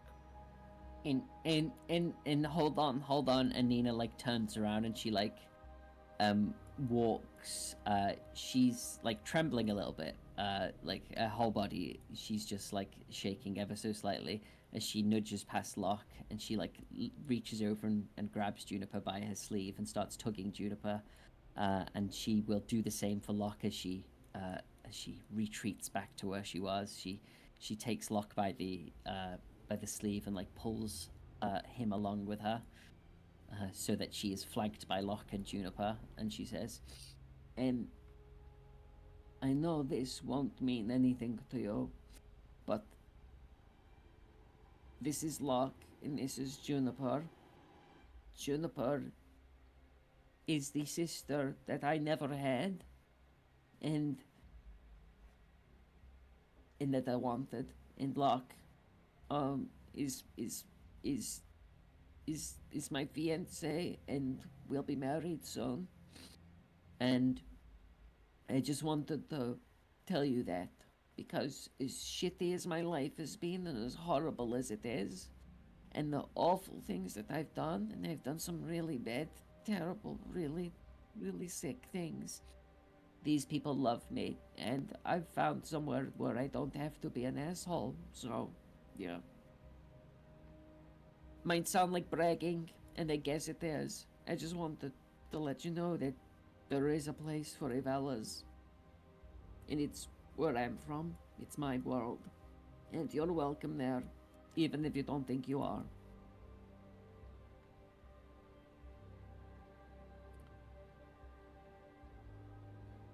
The queen will be trying to look into your eyes, trying to be as insightful as she can. As she will say, mind if I speak to you alone for a moment, without your friends? We'll take Sure. some steps downwards. Ina nods. Just wait outside. I will open the door once we are done. Would it not be easier for me and you to live?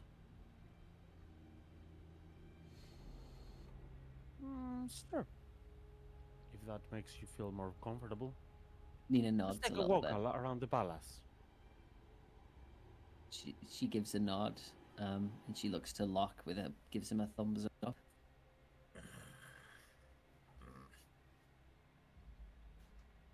It's okay, you'll hear me if I get in trouble. All right. As you get outside, the door unlocks and closes once more. In the corridor, Queen Nina will say, they wouldn't hear you. I could actually take care of you without you making a sound. I won't. That's not the plan. Just saying that they wouldn't hear you. That's fine. No, it's totally okay. I mean, you wouldn't be able to make them not hear me anyway, so, you know.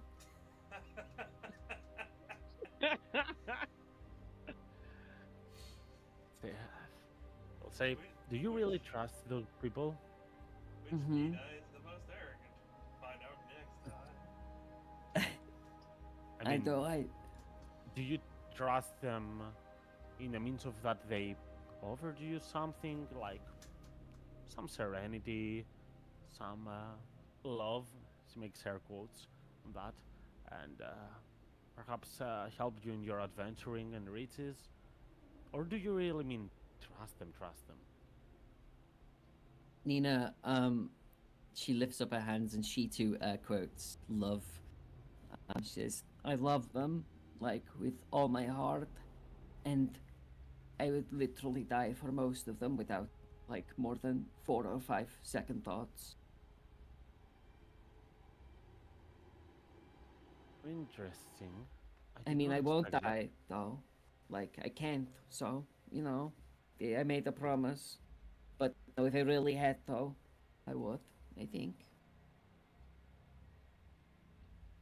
I mean, I understand that we are different people, but having lived through the same conditions, I thought it would be would you would have troubles in that regard as well. They are mine as much as I am theirs. You know, they're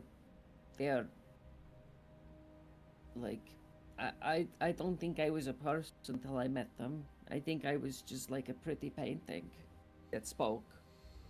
Listen, if you think that they are scrying upon you now and that's why you're saying these things about them, it's okay, they cannot scry. I have full control over divination spells from this place. It's not. I don't like, even if they were like, I'll say that Juniper smells a lot sometimes, and she should Have they done shower anything more. to you? She interrupts you and gets closer to you with her hands close to your face. I can't. If they have done an enchantment spell, let me check. You can check if you want. So we'll use the detect magic spell. And we'll You say can that s- there's no enchantment spell, though there are many enchanted weapons. You could slap me if you wanted, you know, just to make sure. No enchantment spells. No scrying sensors either. No what tempts you. Though they Look, could. I'm a shitty person, I know, but I love all of them. Some more than others, sure, but yeah.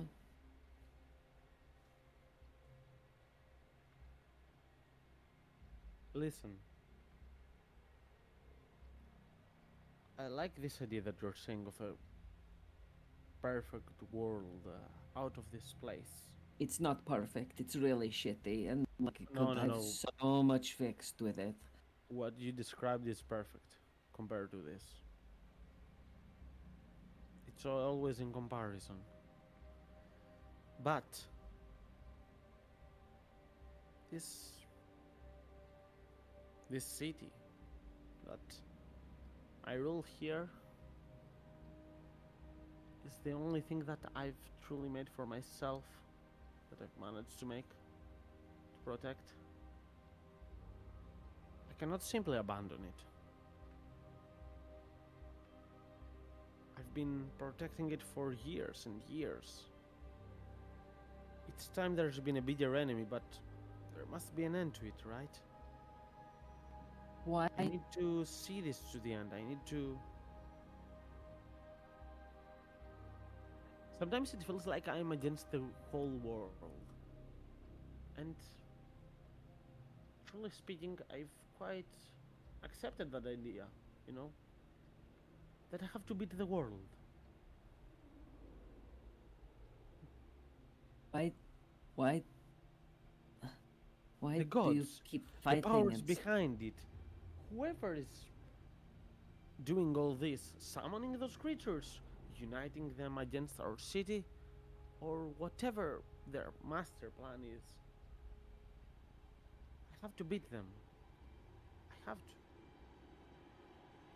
Nina's I mean- going to. Whoever brought me here in the first place. Do you think that they cannot bring me again? No, I have to beat them. I need to win. Nina, we were told a lot about stories about you, about the world that you're from, and this place that you are now. And they said that you were sent here, you weren't brought here, you had no say. They said that you were put here by things that were scared of the damage that you would do or the change that you would bring. It was one or the other. Can we not talk about this, please? No, I want to say this because it's about this place. If this place is supposed to be a prison or something, then doesn't that explain why you can that you're never winning? Why there's always something else? You do not understand. You came here out of your own volition, of your own will. I did not. I was dragged into this, like I was dragged into this city world in the first place, into all this mess. I did not choose to be part of this family. You did not as well, I know.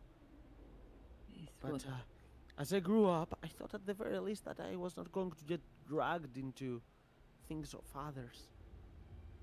I thought that I was strong enough to take care of myself. But instead, what did I get?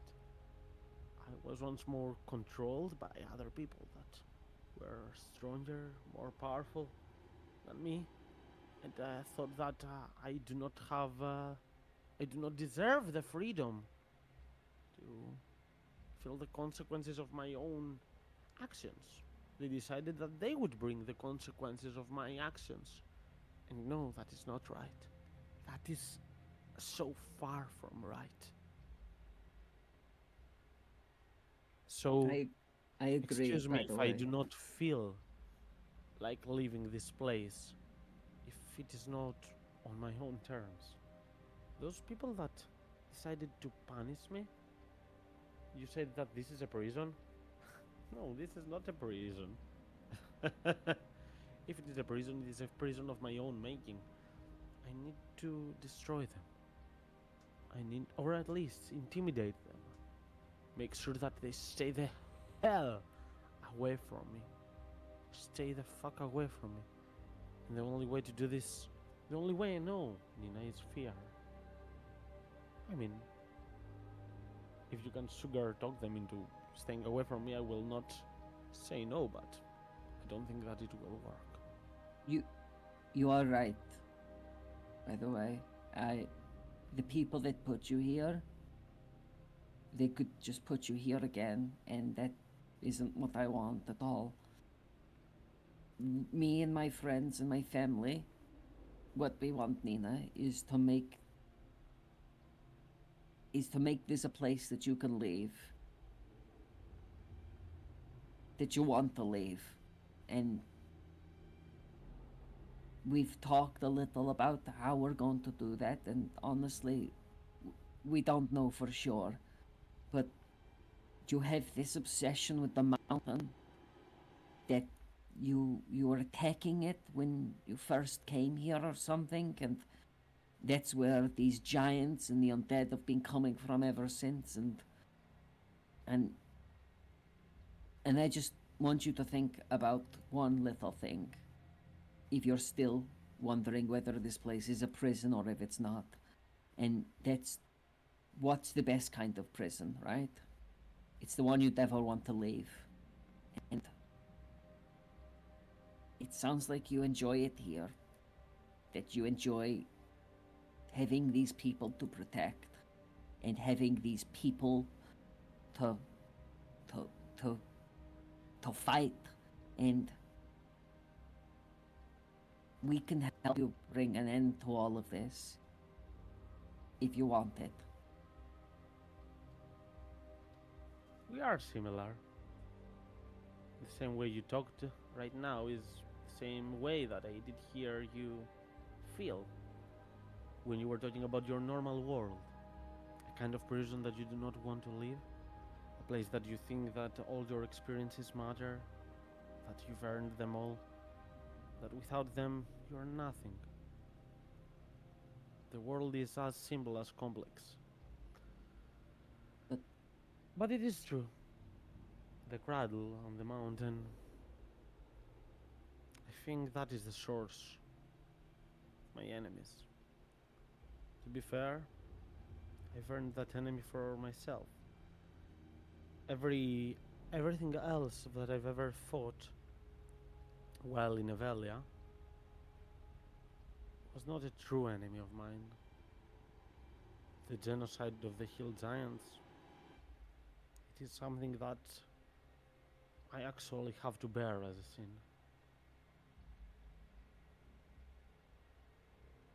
That damned Wishmaker.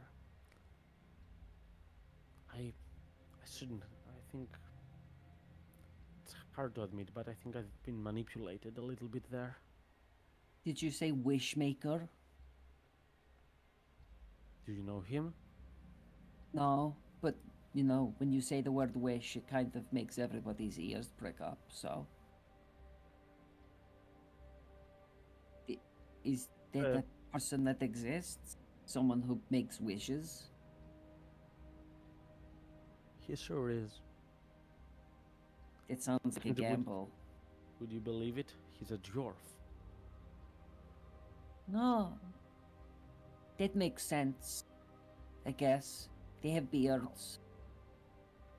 100 years ago, you would never see dwarves casting magic spells, and now there is a dwarf that makes wishes real. But Well- it's true. He has an enmity with the giants. He hates giants out of everything the most. And he manipulated some of my strengths with the promise of a wish. And I did I did what he wished. Well, lay it on me. What was your deal? Sister to sister, I'll keep your secret. Look, I know you are my sister, but we both know that the word sister has no meaning unless you forge it, unless there is a true friendship here. And I'm feeling we're on a good path.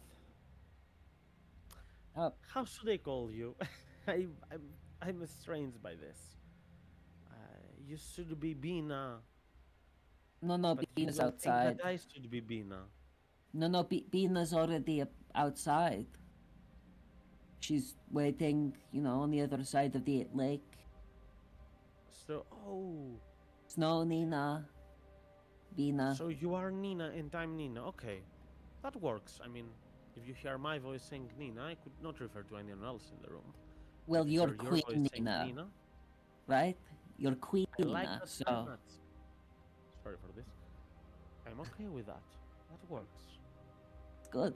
Great. So Nina, I think we are on some good path here, but it's not easy for me, okay? You have people that you love, that you trust. You've been through this. I have not been for several years. Let's take it a bit slowly, okay? Okay, well, family to me, one of the main things is never having to worry about being betrayed by them. So, well, that might not help you, but it helps me right now. So I want you to know that I trust you, and, well, I mean, you mentioned the cradle on the mountain, and it sounded like you wanted it, so we will go and steal it for you. No problem. Really? We will go and cradle, like with a baby in it. We will roll that baby out of its crib and we will drag it all the way back. The crib, not the baby. The cradle, not the baby. You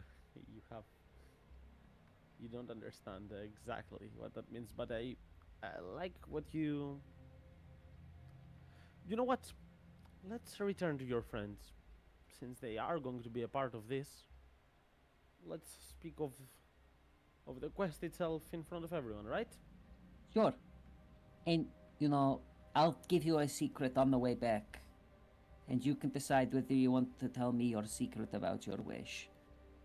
So, my secret is that every week for a year, when I've remembered to, when I've been able to stand up and not be exhausted and tired, in the night, I've crept into my sister's house and into their library and changed around a bunch of the bookmarks in the books. I've done it, I think that I can remember like 10 times at least. And it's a secret nobody knows.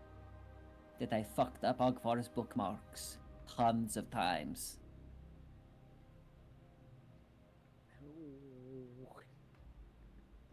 I was gonna ask why, but that is hilarious.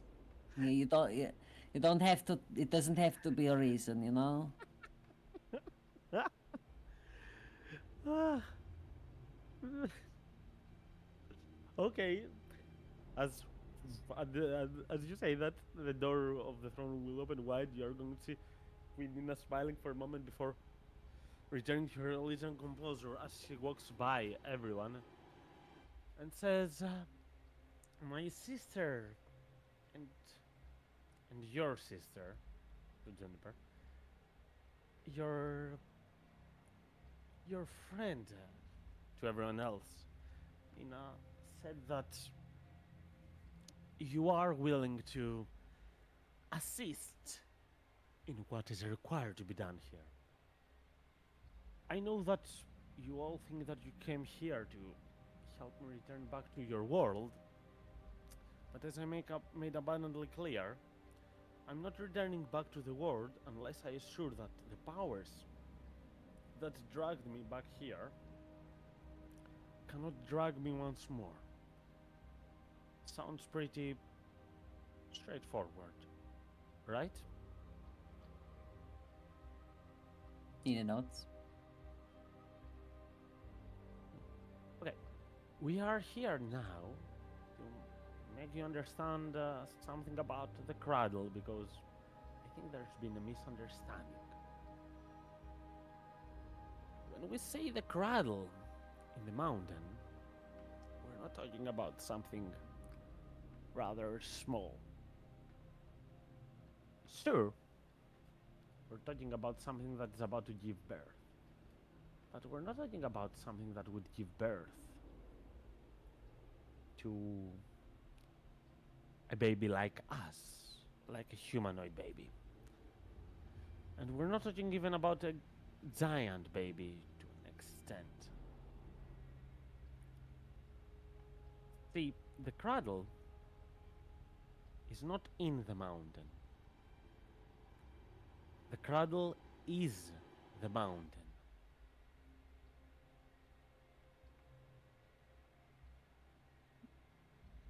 Bill Fine. lost me.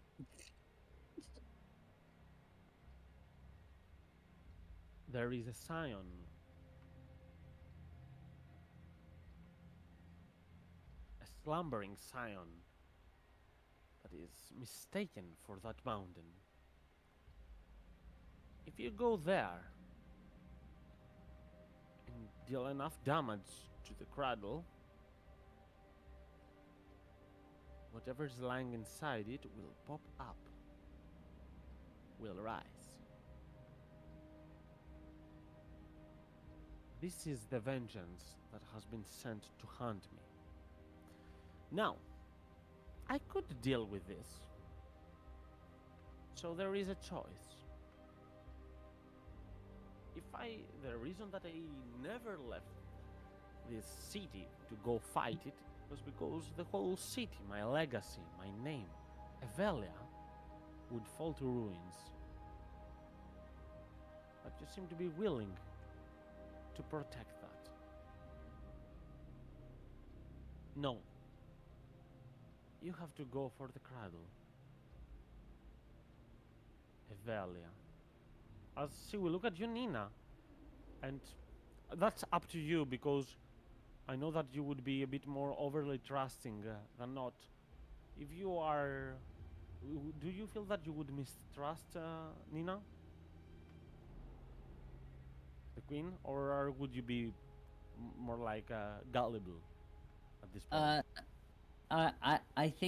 I think Nina would be trusting. I mean, Okay. maybe not gullible, you know, because she's Mhm. stupid, but she's not stupid. Okay, fair She's enough. wise to trickery and stuff. That stuff she's used to, right? But she would still be trusting of the queen, like Okay. close to gullible. I'd say then that the next sentence would you would understand that there a reason behind what Queen Nina says is because she's not trusting you 100% yet, but it's Mm. not leading you to a trap, but it's just not trusting you 100% with Evela. Says, no, I'll need to make sure that Evela still stands by the end of it, because if you attack the cradle, everything will be unleashed upon us. But if you make it in due time, if the scion falls, then whatever sin that I bear will be dealt with. But we're not talking about a creature here. I need you to understand that. We're not talking about a mere creature. We're talking about a lesser god. So I'm gonna ask all of you this. A god that you do not follow. A god of pure vengeance and all about gluttony and slaying. But still a god. With a father in the pantheon of titans. Siblings. And all in Tessarian and not only that, in the Ordning mostly. But you're gonna make enemies. Enemies that will dread you and will seek to fight you. Are you willing to slay a god with me though?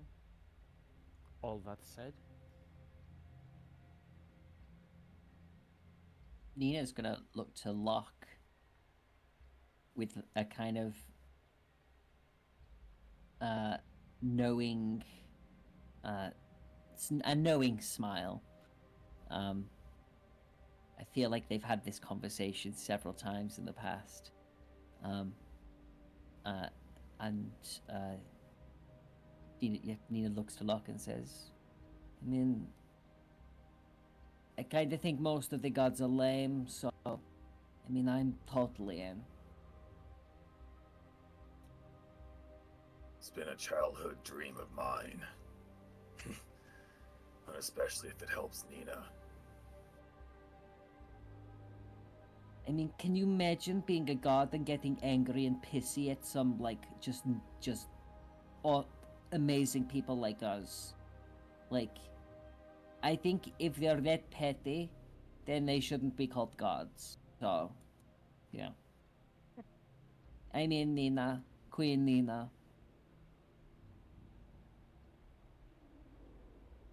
To be fair, if what are you saying about this place is true, this is just a fake god. But behind the fake god, the ones that created it will reveal it themselves. I assure you. We might have something else to talk about. If this god is, if this creature is one of like vengeance and shit, and it's coming after you, Queen Nina, then it wants to take away from you anything that it can. And right now, you've said it a few times, but I think the thing most important to you, except yourself, is your legacy. Is your city, is your people, is your place. And, I mean, the way it is now, this creature wants to destroy it. Right? It wants to take out you and the things that you love as they are now. So maybe we could weaken it if we change a little. Maybe we can take the air from its sails or its wings. Is it air from it? We can take the air from under its wings if,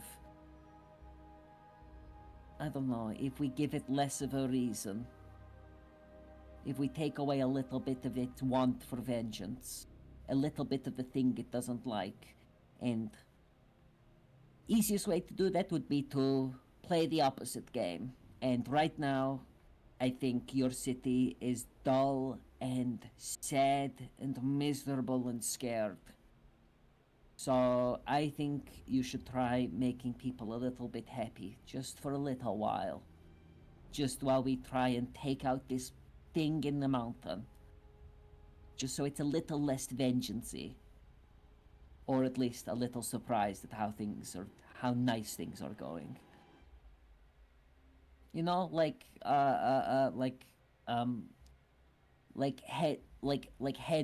thought warfare. Or a don't think you festival or understand two. it, but are you actually blaming me for the city being dull? I mean, we are at constant war and peril.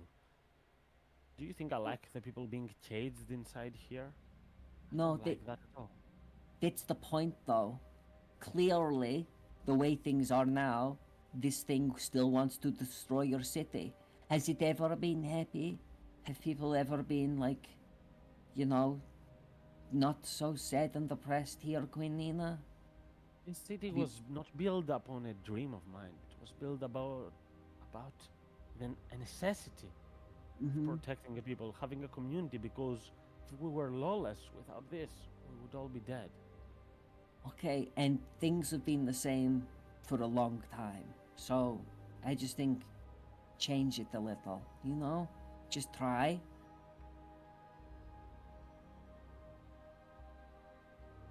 This thing that's out for revenge, it wants to destroy you and your legacy. So change your legacy, see if it still cares.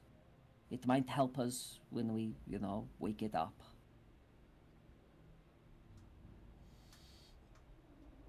Depending on how things will go, many things might or might not change here.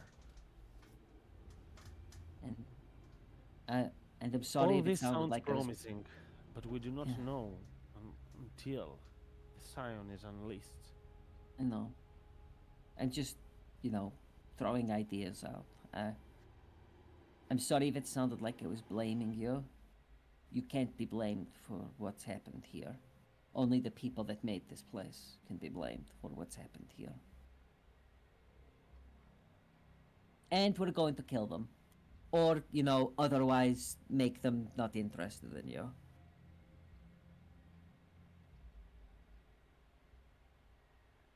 Queen will smile, saying that she is not to blame, like you are giving her some reassurance that she didn't do something bad about this.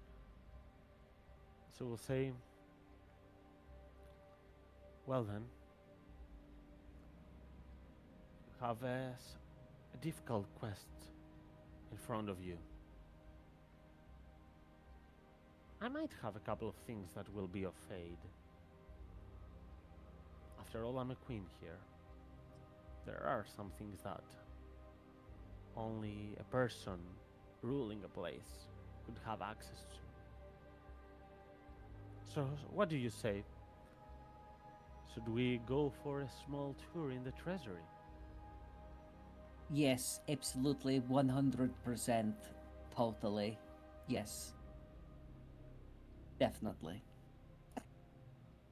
And as the queen says that, this is the point where we're gonna put a pause on today's session.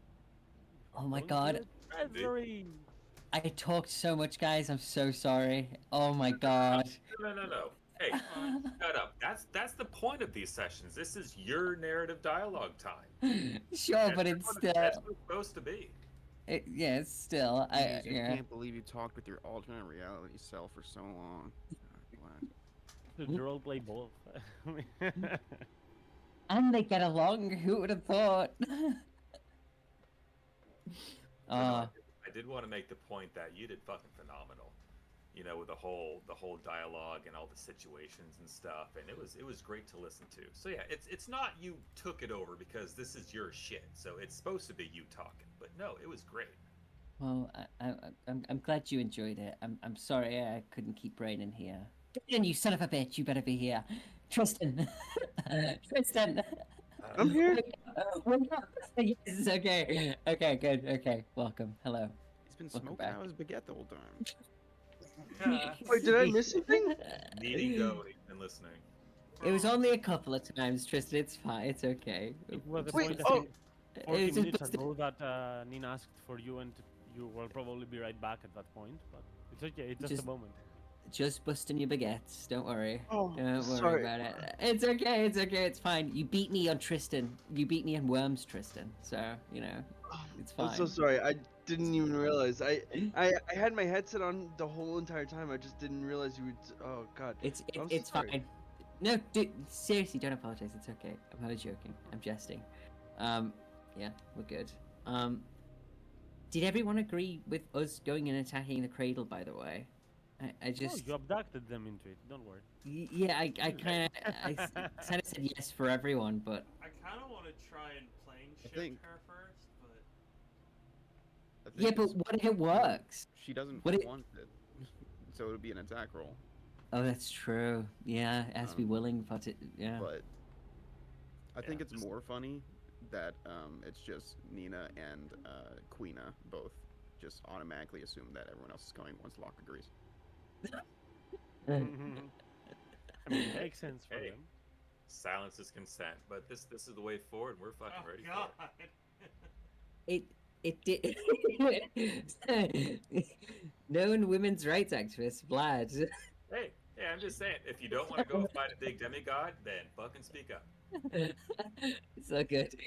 Yeah, I that conversation didn't go the way I thought it was going to be. I didn't think Nina would cry, but she did. So yeah, there you go. Oh, it started off on a strong, Baby. weird foot. It was appropriate. All cool. You need to follow the script, Nina. You didn't. I know. I need to follow the Jesus script that you Christ. carefully prepared for me. Did, You had it did written now. Nina pulls out her scythe and cuts Queena off.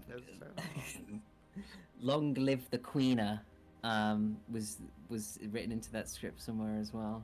Great one liner. BG, did I pick up correctly with at the start of that conversation when Nina was crying and stuff to the Queen and saying, you know, all those nice things and blah blah blah blah blah. Was Nina, fuck, this is hard to say, was other Nina actually caught like off guard? I thought you were role playing her, like being surprised at the conversation, but I'm not sure if that was like in character or out of character surprise. In which part do you mean that it was caught off guard? When Nina was crying and sad at the start, Yeah. talking about how there's a world for her, you know, that's yeah, fine. certainly caught off guard. Good. Okay. You have tea good has worked, insight guys. through Discord. The tea has worked. Yeah. I want to thank you, BG, for the session.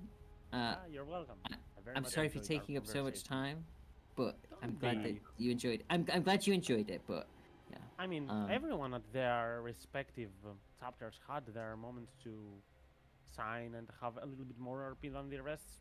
Makes just sense. I mean, Ogvar during his storyline, Brennan during his encounters with Hag, everyone that has been through a personal campaign makes sense. And you know that we have someone that is remaining for a personal encounter in the future, right? You do Oh know my that. God. Yeah, Lupa. Exactly. Saw. What's We're the going back to backstory? Shaw's story. After this, It- I it's am not- going back. I am going back to playing Char after this. I know Oh, that is wow. Wait, that is really? one extra. Spoiler. That was gonna Ye- say 1.5. Will, you're walking Shaw into a fucking minefield. I hope you know what. Oh yeah, Like- Sar will go in back for the war. the word abandoned is gonna come up. Like there's gonna be crying. Yeah.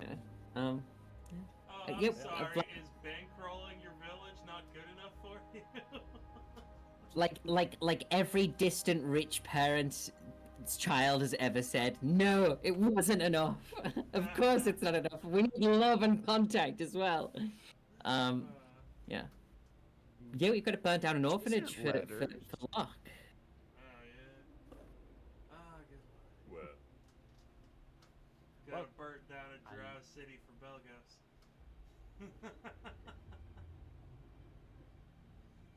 I will have That's- to log out now. Thank you for being here, and I actually really enjoyed the role playing with Unina. Alright. And I will see Likewise. you all on the next one, guys. So, yep, goodbyes. Goodbye. yeah, See you, sounds PG. good. Goodbye, people of the Uh, stream.